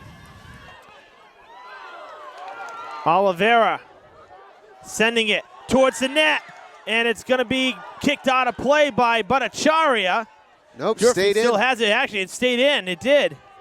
Gonzalez has pressure. He whiffs. Misses it. Quick turnaround for the Red Hawks. Hill down the field. Nera clears it. Finds his teammate. Moniz up the field towards the middle. And Chase will reset for the Red Hawks. He'll float it down the field. Nera off the head. Back to Souza. Souza in the air. It'll go. Coming down here at the 45-50 off the head of Stopka. And boy, what a last 30 seconds we've had here. Some real quick turnarounds. Both sides really want this one bad. Corner kick coming.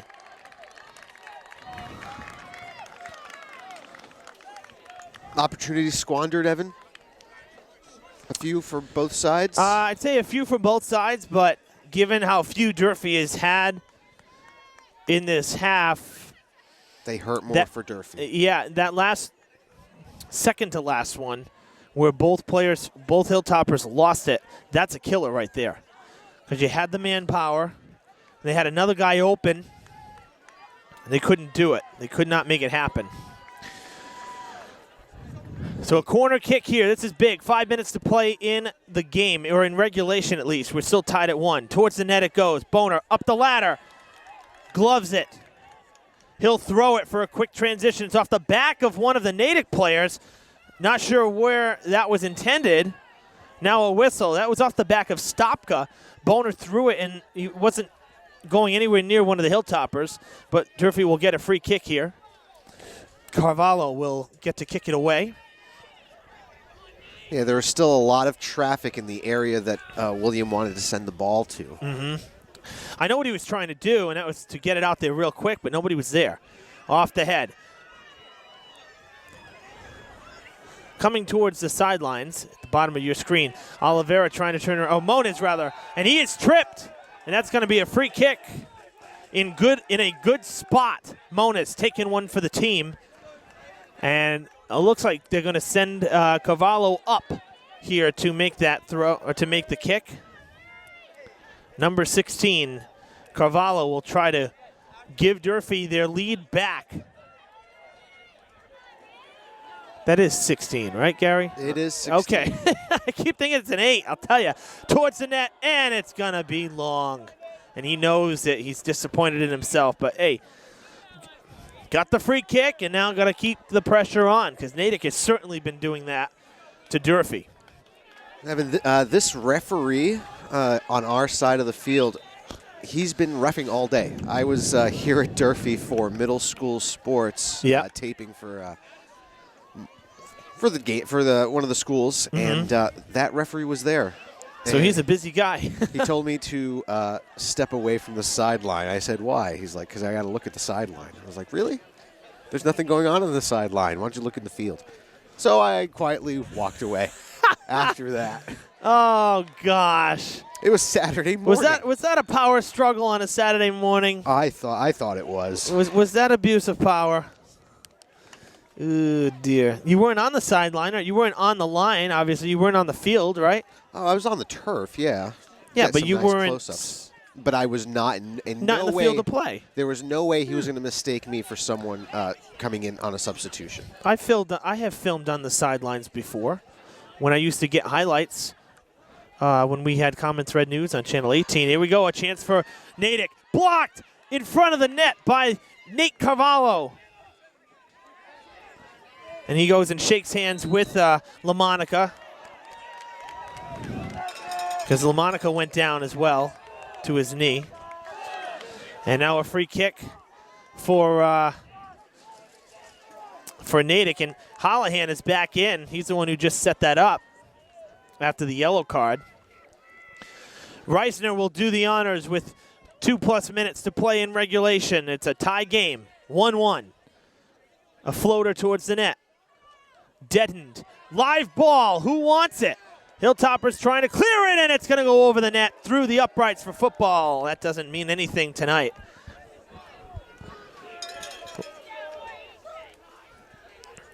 I know, when we had Common Thread News on Channel 18, a lot of times I'd film from the corner. from one of the corners, typically where the home team would be shooting towards that net, so that I'd be closest if, say, Durfee or Diamond or Conley scored a goal. I'd see our players from the city scoring. Yep. And I typically would sit up there on the goal line and be at field level. But then, especially down at Conley, because they don't have a press box over there. And a lot of times they use the baseball fields for soccer. They actually play down there, not in the stadium. So, but here... Sorry, that was a nice play by Lucas. You're right, it was. And the official saw and recognized that because he didn't call a foul. But typically here, if I was ever here at Durfee or over at Diamond, I would go up on the press box like we are now. But down on the field, it is always fun because it's a different angle. It's not, your broadcast angle. It is more for highlights. So you get a different angle. You're at field level. You really get a sense of what the players are seeing, So I actually like it down there. It's just we can't, when we do a full game like this, obviously we're not going to broadcast from the corner of the field. We're going to be up here at midfield.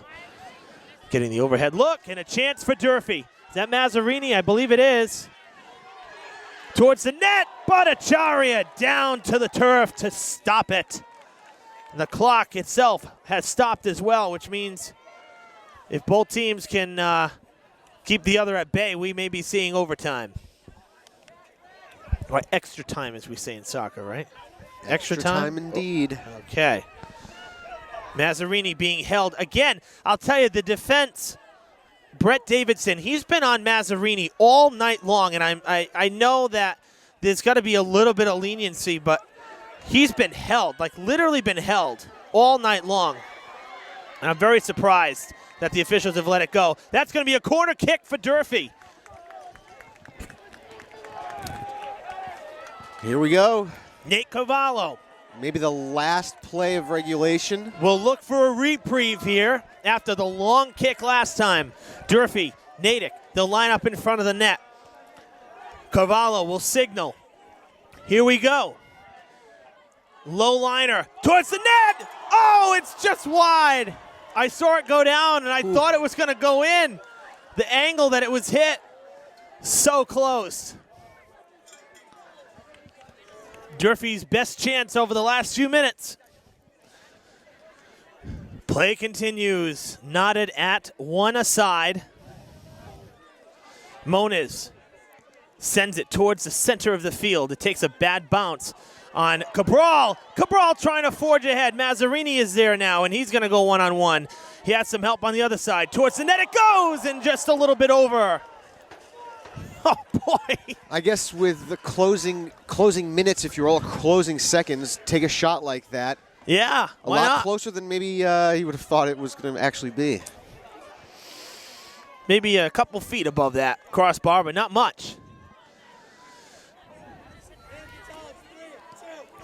Down the field. Nilanera plays it.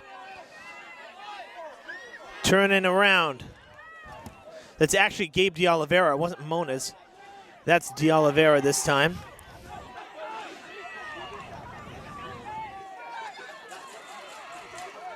All tangled up.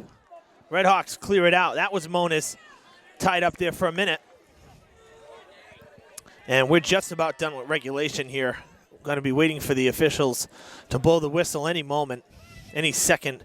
Looking at the watch now on that far side. Good kick by Cavallo. Looking for Cabral, but it is off the foot of Reisner. Down the field, Souza sticks the foot out to try to halt it. And he goes one-on-one with Arno. Down the field, foot race to the ball, but it's all Natick. Bhattacharya sends it towards midfield. DeOliveira grabbing that right leg like he's cramping up. Moniz, the feed. Here we go, a chance for Durfee. It's centered, and it's sent out of play. Might have time for the corner kick, but they got to hurry. That was great defense by Natick, clearing the ball out. And that was Reisner, number 7. Because that was in the area of the one goal that Durfee did get. That's right. Very similar set, too. Got to get the kickoff. Time running out. Here it comes. Towards the net. And it's long. One last charge up the field for Natick. No. Look at all the contact. They're going to call that Durfee ball. Well, they are. It was off of Natick. Nobody touched it because the Natick player was holding the Hilltopper, so nobody could get to it. Monas has it come loose. That's regulation. We're tied at 1, folks. Wow, Gary, can you believe this? Free soccer, everyone. Free soccer. I know, right?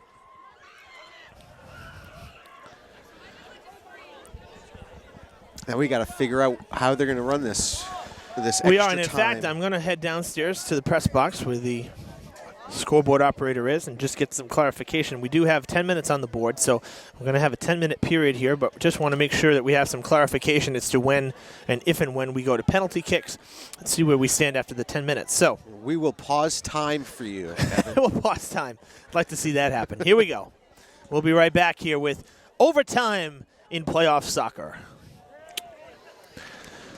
Okay, we are back and about to start the overtime or extra time period. And Gary, from what we're hearing, we got clarification that there will be, if necessary, 2 periods of overtime, 10 minutes each.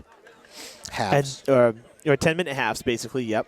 And then, if it goes even further, we will have penalty kicks. But in overtime, it is what we're told a sudden death situation. So next goal wins. They don't have to play the whole overtime period. If it happens in the first 5 seconds, that's it. Game over. Winner moves on. Loser has their season come to an end. Now you see both sides here at about the 45, meeting with the officials for the coin toss, just like we do before the game. See who's going to start with possession.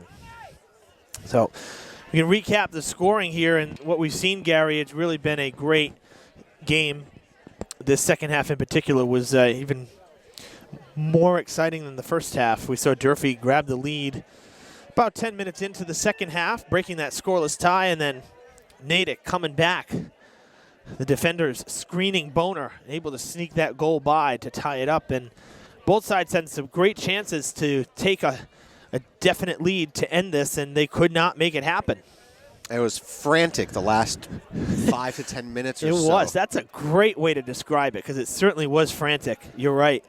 I feel it's a very English adjective, so I pulled it out of the hat today. For English as in, like, Britain? Yes. So you have to say it with the accent, right? It's very frantic. I'm a little too stuffed up to do the British accent today. Yeah. I shouldn't even try. Anyway, so, folks, we hope you'll stick around because this is going to come down to the wire. We have playoff soccer here on Fred TV, the MIAA State Tournament. Evan Massoud and Gary Leet with you for this first-round game in the boys' South D1 bracket. Durfee hosting Natick, all knotted at 1. Sudden death overtime coming up in just a second.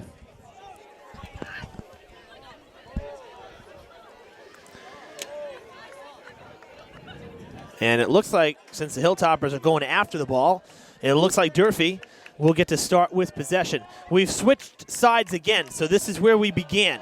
Durfee on the right, Natick on the left. Hilltoppers start with it. The Mazzarini-Cabral tandem got the scoring started for Durfee, and then we believe it was LaMonica, number 10, who was able to get the equalizer through the pile, if you will, through the traffic for Natick. And that's where we stand. Durfee getting loud. The fans cheering on the team. Nilanera backtracking. He's going to send it to Boner. I don't like that at all. I'm sorry. Not when you have an opposing player behind you. Well, not in sudden death. There are too many. What if that ball? Is he onside? Mazzarini to the net. Oh, good. Oh, man. Can you believe that? The little engine that could. Oh. But Acharya with the save. That's incredible. But you know what? Durfee gets a corner kick. I'll be honest too. I thought that might have been offsides too. So maybe a little leniency But, not criticizing Nera. I'm just saying in general, anybody who did that in a sudden death game, I'd never kick it back to the goalie. Too many bad things can happen. To the net. Cleared out. I think that was the goalie. Bhattacharya's head. Oliveira tries to turn it. He can't. Souza coming down. So please understand, when I say I don't like that at all, kicking it back, though, to the net. Well, so much traffic, and it's another shot. Oliveira has it go. And another corner kick coming. I'll get out the thought here. I'm not picking on Nillen. I'm not. I'm saying in general, not picking on Nillen at all. Any player who kicks it back to the goalie in a sudden death game, there are too many things that could go wrong. And if that ball went in, the game's over. So my point is, whoever had kicked it, I don't like it. And you don't like it either from what you said. That was the second questionable decision that was made. To the net again. Oliveira, it's in the air. It's headed back out to the 20 and cleared out for the moment. Durfee with 2 phenomenal chances. And unfortunately, didn't pan out for the Hilltoppers in this overtime period. That's another one sent towards the net. And a quick whistle. They're going to call offsides on that play. I know. But and not that, on the Andrea. Okay. I don't know. That looked more onside than the ball that Mazzarini played. But again, the officials are down there. We're up here, so we try to give them the benefit of the doubt. And a free kick coming. Souza went down hard. Took an extra roll here before he gets up. Lucas Souza. And now a yellow card. Dished out to Natick. This time it is Dylan Arno. 2 yellow cards for Natick tonight. 1 for Holohan, 1 for Dylan Arno. And the Hilltoppers with another free kick. They can send the ball down into the attacking zone. Now, Evan, if a player gets a yellow card, do they have to be subbed off for a certain amount of time? Because Arno is going directly to the sideline. Yeah, and so did Holohan. I'll be honest, that's something I'm not sure of. Down towards the net, a short kick though. Takes a bounce, still in front of the net. Oh man, that went out. That went out of play, but before it was touched by Natick, so it will be a goal kick for the Red Hawks.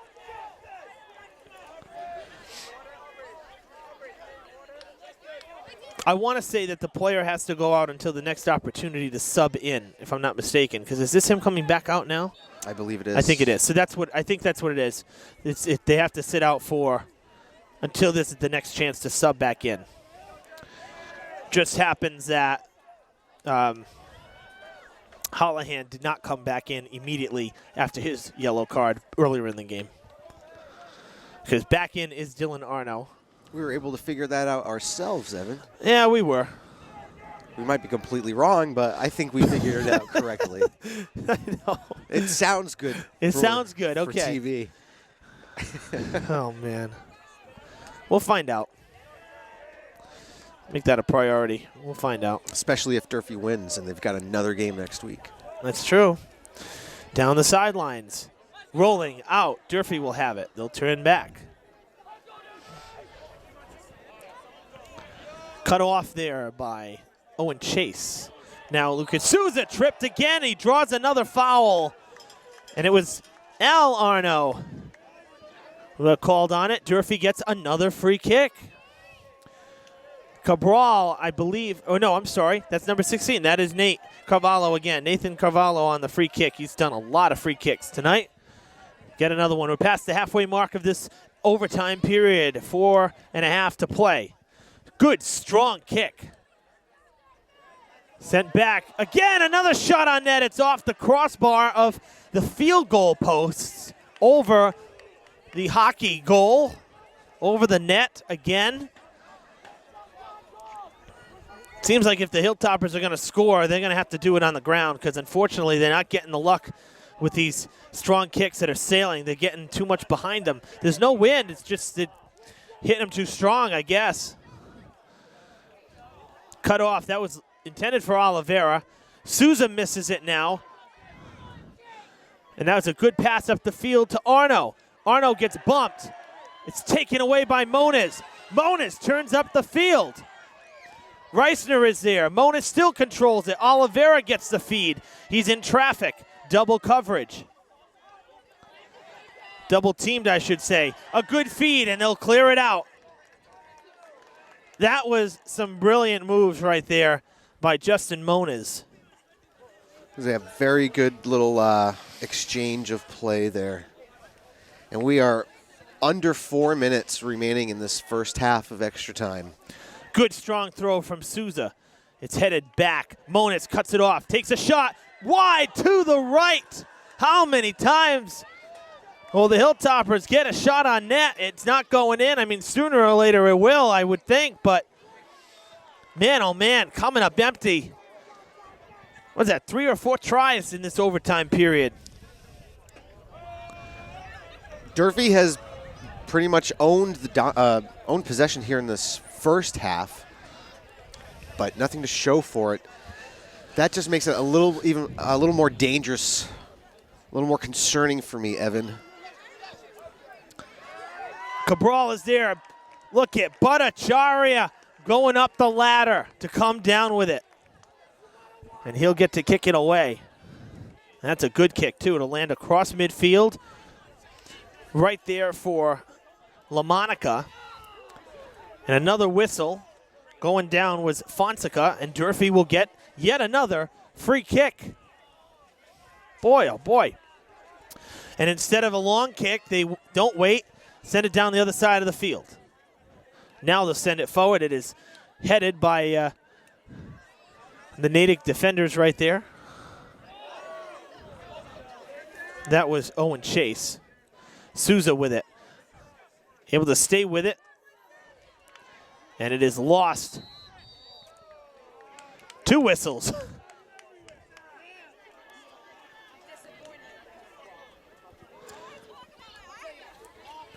Redhawks are going to get themselves a free kick now. The clock has stopped at 2 minutes. But is it really stopped, Evan? Good strong kick towards the net. Loose ball. Durfee having a backtrack. It's going to go out of play, and just like that, Natick with a corner kick opportunity. My, oh my, how quickly things change. Reisman is heading back there, number 7.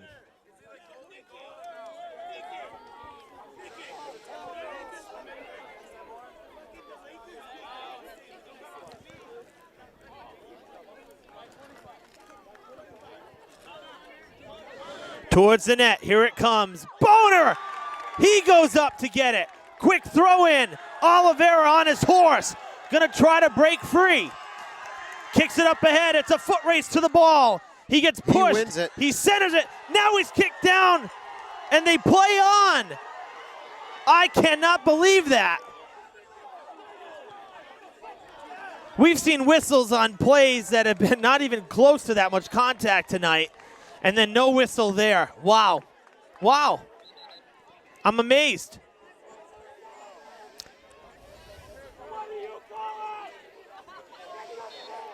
I don't know, Evan. It makes you wonder sometimes what the officials really are watching. It truly does. Maybe the referee thought he went down a little too easy. I don't know. Well, he's running straight ahead, and then he went down falling to his left. So he had to have gotten shoved. He didn't just fall. He got shoved. That's it for this first overtime period. We're still knotted at 1. Although the Hilltoppers with a tremendous 10 minutes right there, really putting pressure on. They had every opportunity in the world to end it, and it just didn't go their way. That was a fun first half. First half of overtime done. 10 more minutes to play. Again, sudden death here at Mac Aldrich Field. Who will win this game? Durfee controlled the first 10 minutes. Can they control this final 10 minutes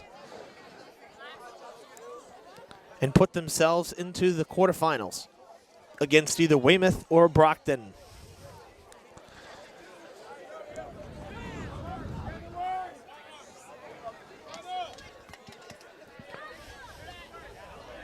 And the crowd has stayed. Well, it is a Saturday night, right? No school tomorrow. And Well, there we fall back, got an extra hour of sleep. and there were SATs this morning, so Oh. I'm sure a lot of these kids are tired because you got to get up early for the SATs. That's true. I don't miss that. I was just about to say the same thing. I don't miss that. I don't miss that at all. Yeah, I saw a former student who I haven't seen in about 4 years, Mm-hmm. obviously because he's a senior now. And I was like, what are you doing up so early on a Saturday? He's like, I've got SATs. I was like, oh, It's like, ooh, thanks for the news.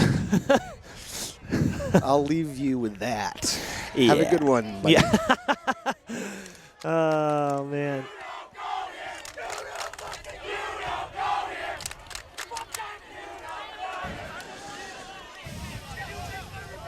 So 10 more minutes and then penalty shootout, correct, Evan?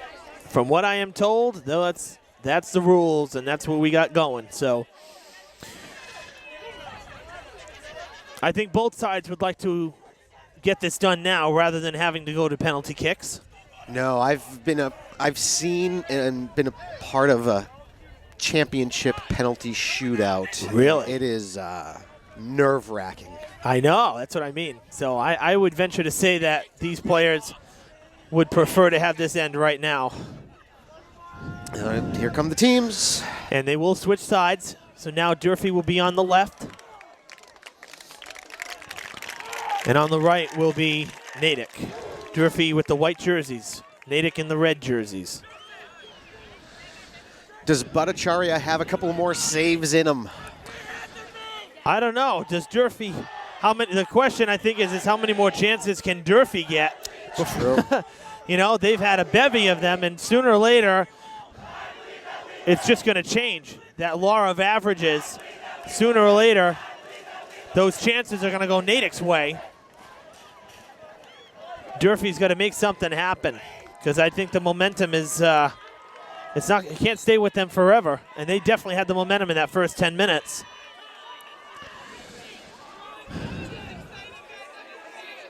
Lucas. Boy, I know, coming out of nowhere. Down the field to the corner. Kicked out. And that is kicked out by Natick. So Durfee will get the goal kick. Good discipline there by Souza not to touch that ball because it very easily could have been a corner kick for Natick to start off this second overtime period.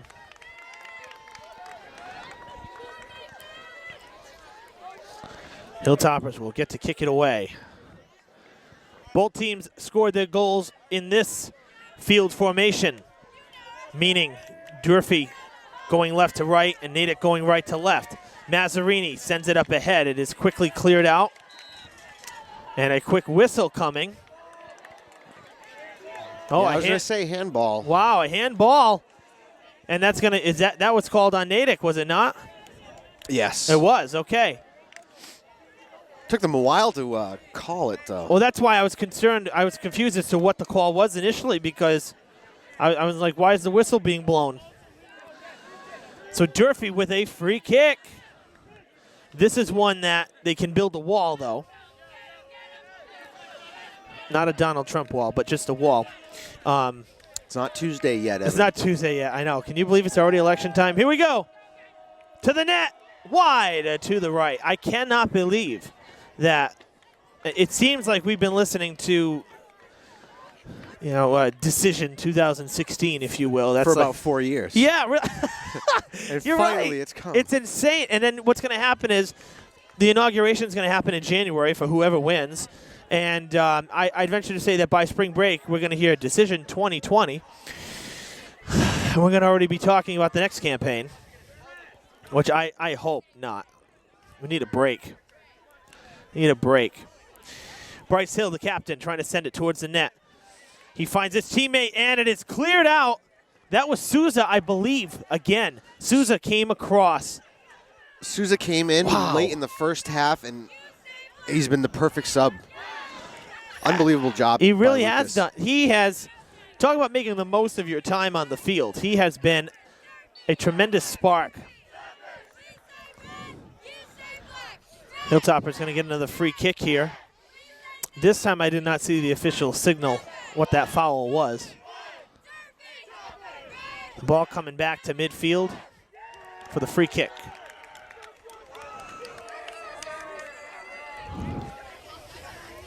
Three minutes gone in this second overtime period. A free kick coming now. Carvalho doing the honors again. He's been the guy. Nice long kick towards the net. Headed by Reisman. Souza there, but it gets cleared out by the Redhawks.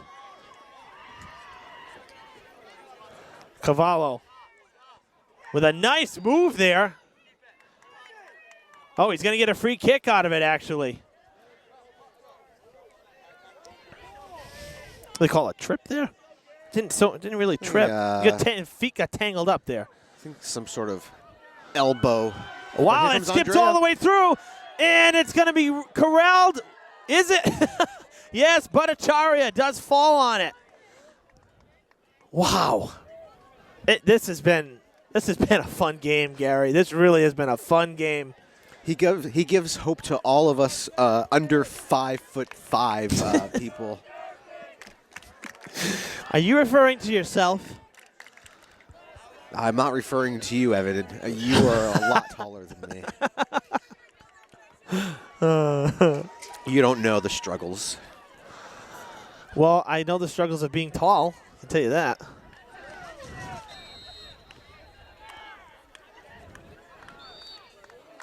Another foul. This is going to be on Durfee. Free kick to Natick. Nope. Oh, no. Free kick to Durfee down on the other end. Wow. It looked like the referee on our end was calling something on our side, and the referee on the far end was calling something on his side, and I guess he won out. I guess so. Lucky for Durfee. I know. Mazzarini going one-on-one there with Davidson. They've been going at it all night. This is towards the net again, and it's going to skip just wide to the right. And it'll be another goal kick. Durfee really has had every opportunity to win this game. Can't say that enough. They have dominated in overtime. 15 minutes gone in total. One 10-minute period done. We're halfway through this second one, and if both teams last, we will be going to penalty kicks. But don't speak too soon because, well, that's a blatant push, and that's going to draw a whistle. I think that should draw a card as well. That is totally blatant. And actually, you know, at number 5, that is Papalato. He has been spoken to already just moments ago. So, Not that it was a vicious play, but it was unnecessary. Unnecessary, yes. Because he basically just plowed right into the back. So he got a stern talking to. Yeah. Another good floater by Cavallo. That's headed out of play off of Natick. Durfee will throw in.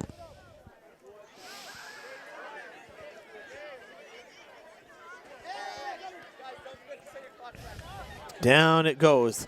A soft floater cleared back out by, I believe that was Chase. It was, number 3. Towards the net. And caught by Bhattacharya. Trying to catch him off guard. Ooh. Yeah. A little mishit there. Look at legs. Souza again. Sets up his teammate to the net. No good. Oh, that went over the first set of fence. That ball's not coming back. That went a long way off the foot of Oliveira. Some lucky student on Monday morning will get themselves a new soccer ball. I don't think anybody's going to get it on a Saturday night. I don't think so. Here Cabral comes Durfee. sending it ahead. It's popped into the air, coming down for Hill. There to try to beat him was Fonseca. He loses it. Souza goes down. No whistle. Comes up, steals it away. De Oliveira sends it up ahead. Mazzarini is there. The ball was loose. Bhattacharya kind of put it on his knees on the ground, and another miracle save for the Natick goaltender, or goalkeeper, if you will. But Souza making that happen right there. You play until a whistle, and that's a pure example of it. Down the sidelines. Kicked out of play. And we will see a corner kick for the Red Hawks. So we're into stoppage time. I guess that's what we're going to call it when the clock stops. Mm-hmm. We're into stoppage time. Time has stopped, essentially. Corner kick for Natick. Reisman. It's getting tense. Oh, Evan. man. It's getting really tense. Reisman is going to send it towards the net.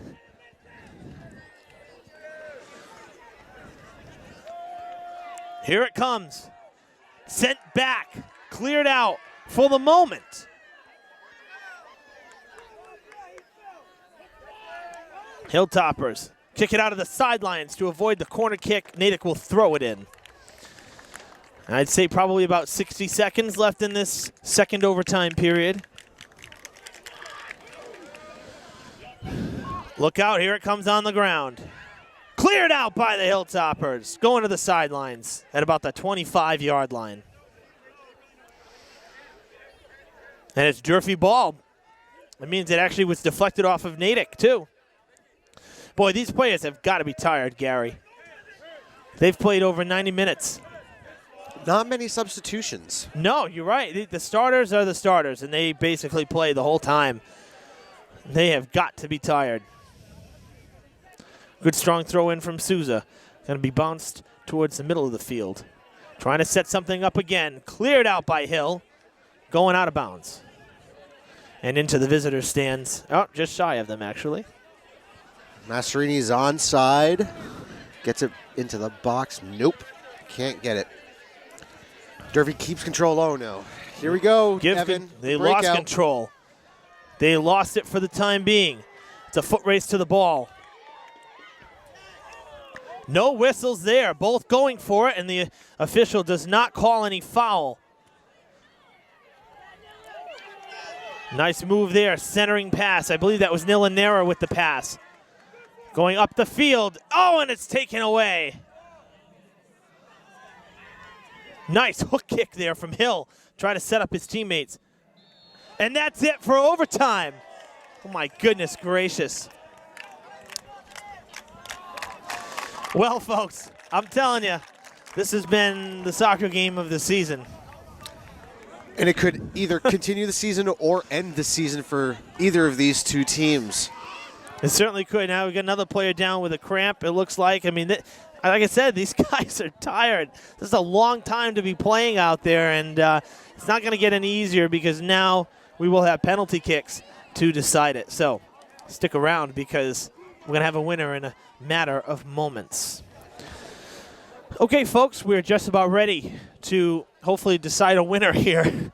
After 2 overtime periods, we are still tied at 1 apiece. Now, the word from the press box is that they will have 5 penalty kicks to determine the winner. Best of 5. Yep, and then if we're still tied, we will keep it going. So and that becomes sudden death. Kind of just like hockey. Yeah, so from what I'm told, that's how we're going to do it. Except with hockey, isn't hockey I haven't, so hockey hasn't been on until just the last couple of weeks. So in the shootout, isn't it 3, though? It's best of 3 in the NHL, is it not? They still do 5? I don't think they do 5. I think it's best of 3. Pretty sure it's 3. What I was getting at is after the initial set amount, yes, it becomes sudden death. Exactly. No, I'm just questioning, that's all. You question everything I say, Evan. Oh, boy. Been a long night. No, I'm kidding. All right. You get an extra hour, too. Yep. We're going to go to the officials. We're meeting with the captains again.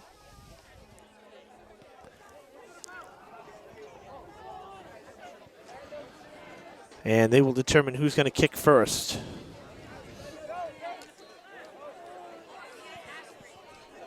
Now, I was talking about penalty shootout championship games. I was referring to, during my time my first year at Morton Middle School, the boys' soccer team was in the championship against that's right. Albert. Yes, I remember that. It was a penalty shootout. William Boner was the goalkeeper for the team.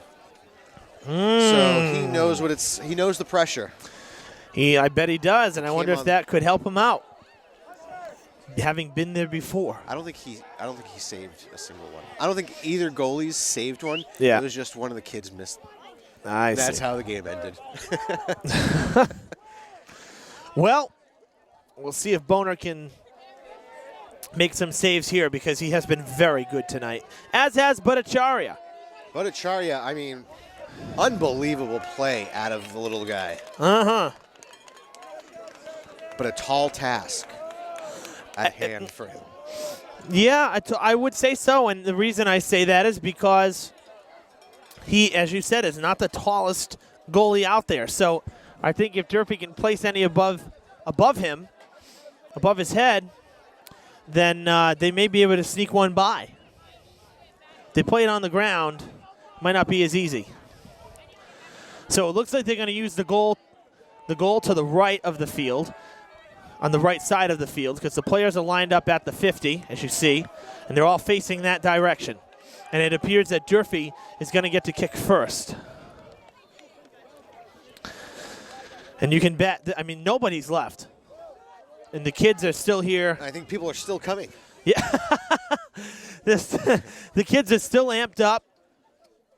And they're looking for a reason to go off here, let me tell you. Boner and Bhattacharya exchanging pleasantries before this all begins. Bhattacharya will have to step in first. They will kick from about the about the 6-yard line. So here we go. From the penalty Kicking, spot. kicking first. Is that Carvalho, I believe, number 16? Yep. And it is deathly silent here. It's like a golf match. Can you believe this? There's one! Durfee leads.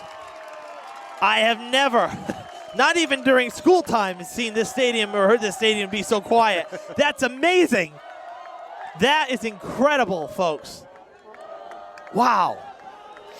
I felt like I was at the Deutsche Bank at TPC Boston on Labor Day, the PGA Tour. Oh, it's a lot rowdier than. Now it's loud. Can't right now see from this angle. Boner gets one to slip by. He guessed the correct side, but He did. couldn't get there. And awful. I can't see who that is. That might be Reisman, number 7. It looked like a 7. Oh, no, not even close. That was Hill. That was a number 12. Now number 21 for Durfee, Jeffrey Cabral, who scored the only goal to this point in regulation. And again, we'll get quiet here at Durfee.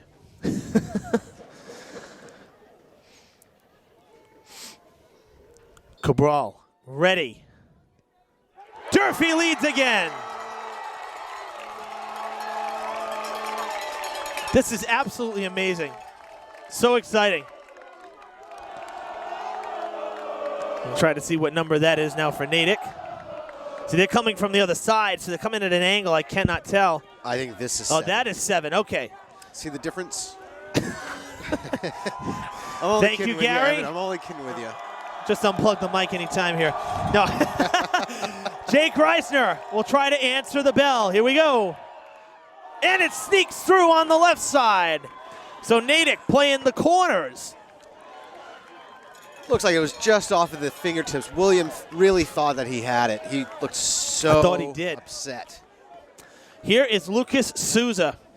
I guess Coach liked what he saw out of Lucas so far in this game because now Souza's going to get a shot to put Durfee ahead again. We're still even. Blocked! Bhattacharya denies Souza. Wow. Pressure's on Boner.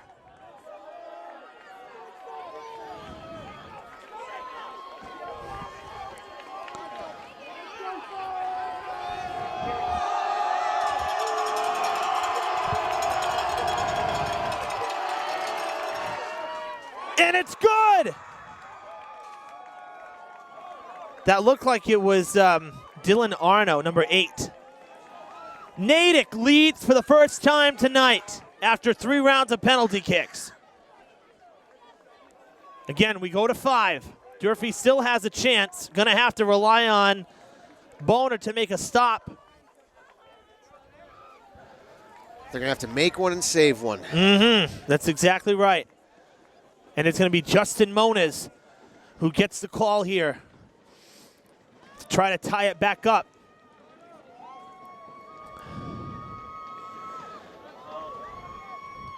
It's good. But Acharya was leaning the wrong way. Moniz ties it at 4. And now Boner will have to save one, as you said, Gary, to try to keep this tied.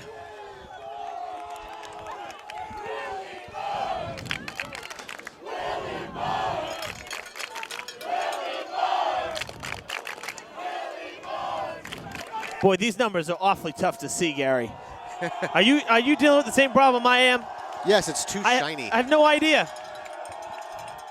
Boner with the save! With the save! Denies Palpilardo, and the stands are vibrating underneath us.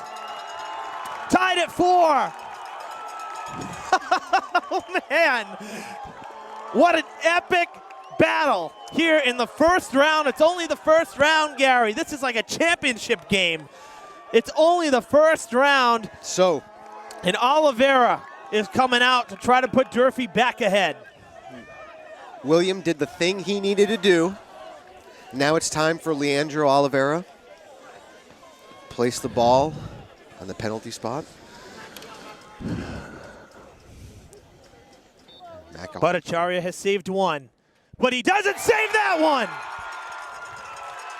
Oliveira puts it in on the 5th penalty kick. Hilltoppers lead. And now Natick will need to make this goal. And I think it's LaMonica, number 10. Yes, he's the goal scorer from earlier. He is, you're right. LaMonica will be asked to prolong Natick's season. Here we go. Boner! Did he block it? Nope. No, he did not. It did go in. I thought it was deflected. Okay. Wrong side. Wrong side. What an illusion. I thought it actually was deflected and then it went in, so that's why I was not sure. Even the crowd didn't know. So after 5, this is incredible, it really is. After 5 penalty kicks, we are still tied.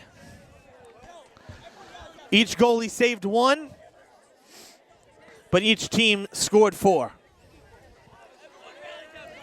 This is absolutely unbelievable. So that means you're going to be waking up at 7:30 in the morning to catch English Premier League football tomorrow morning, Evan? Oh, man. As long as I remember to set my clock. Set your clock backwards. Exactly. Exactly.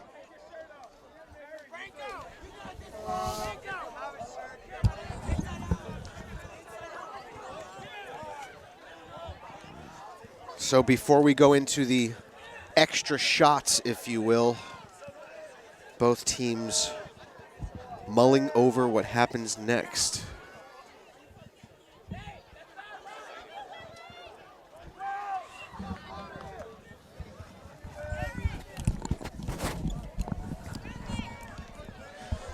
So again, some clarification. This is now a 1-1 situation. So hypothetically, if Durfee makes it and then saves it, that's the game. Durfee wins, or vice versa. Or it's still tied. Both teams make it or both teams save it. We did not see Mazzarini take a free throw, but is that, no, that's Nilanera, or is that Cavallo again? Are we restarting with the same 5? No, that's Nera. That is Nera, okay. So Nilanera, the Conley transfer, will be called upon here.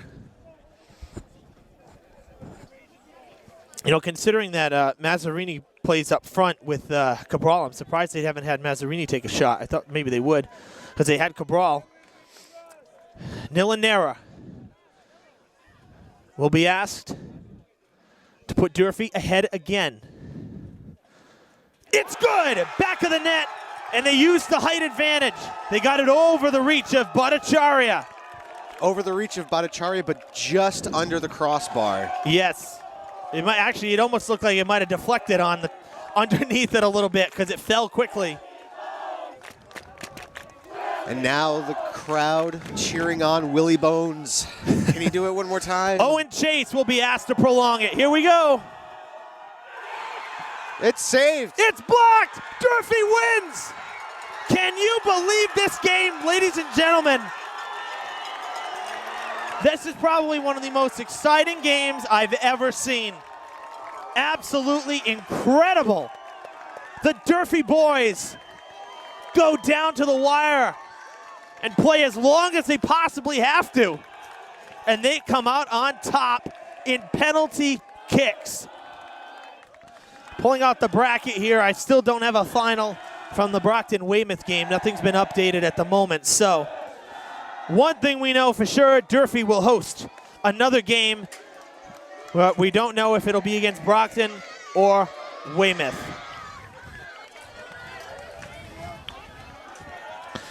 Well, Gary, how do we sum up basically 2.5 to 3 hours of soccer that ends the only way really we could end it after staying tied for so long? How do you sum all of this up? Because this has been unbelievable. I think the way you sum it up is this is what soccer is all about. There's a lot of action, back and forth, up and down the field for 80 minutes, add another 20 minutes, and then you just get one shot in front of the goalkeeper. Durfee, what a great game. What a great game. William Boner, he doesn't have to do any work on Monday, but on Wednesday he will still have to take the test. Oh, man. Outstanding. Both teams played fabulous in this game, and that's why it came down to the wire, because neither side gave an inch aside from those 2 goals. That was the difference. The penalty kicks decided it, and William Boner came up big in the end. So Durfee will advance to the quarterfinals, and they will host the number 2 seed, Moves On. Thanks for watching tonight. This has been a lot of fun. We hope that you stuck with us for the whole game. Gary Lee, Evan Massoud signing off from Mac Aldridge Field. Good night. Good night.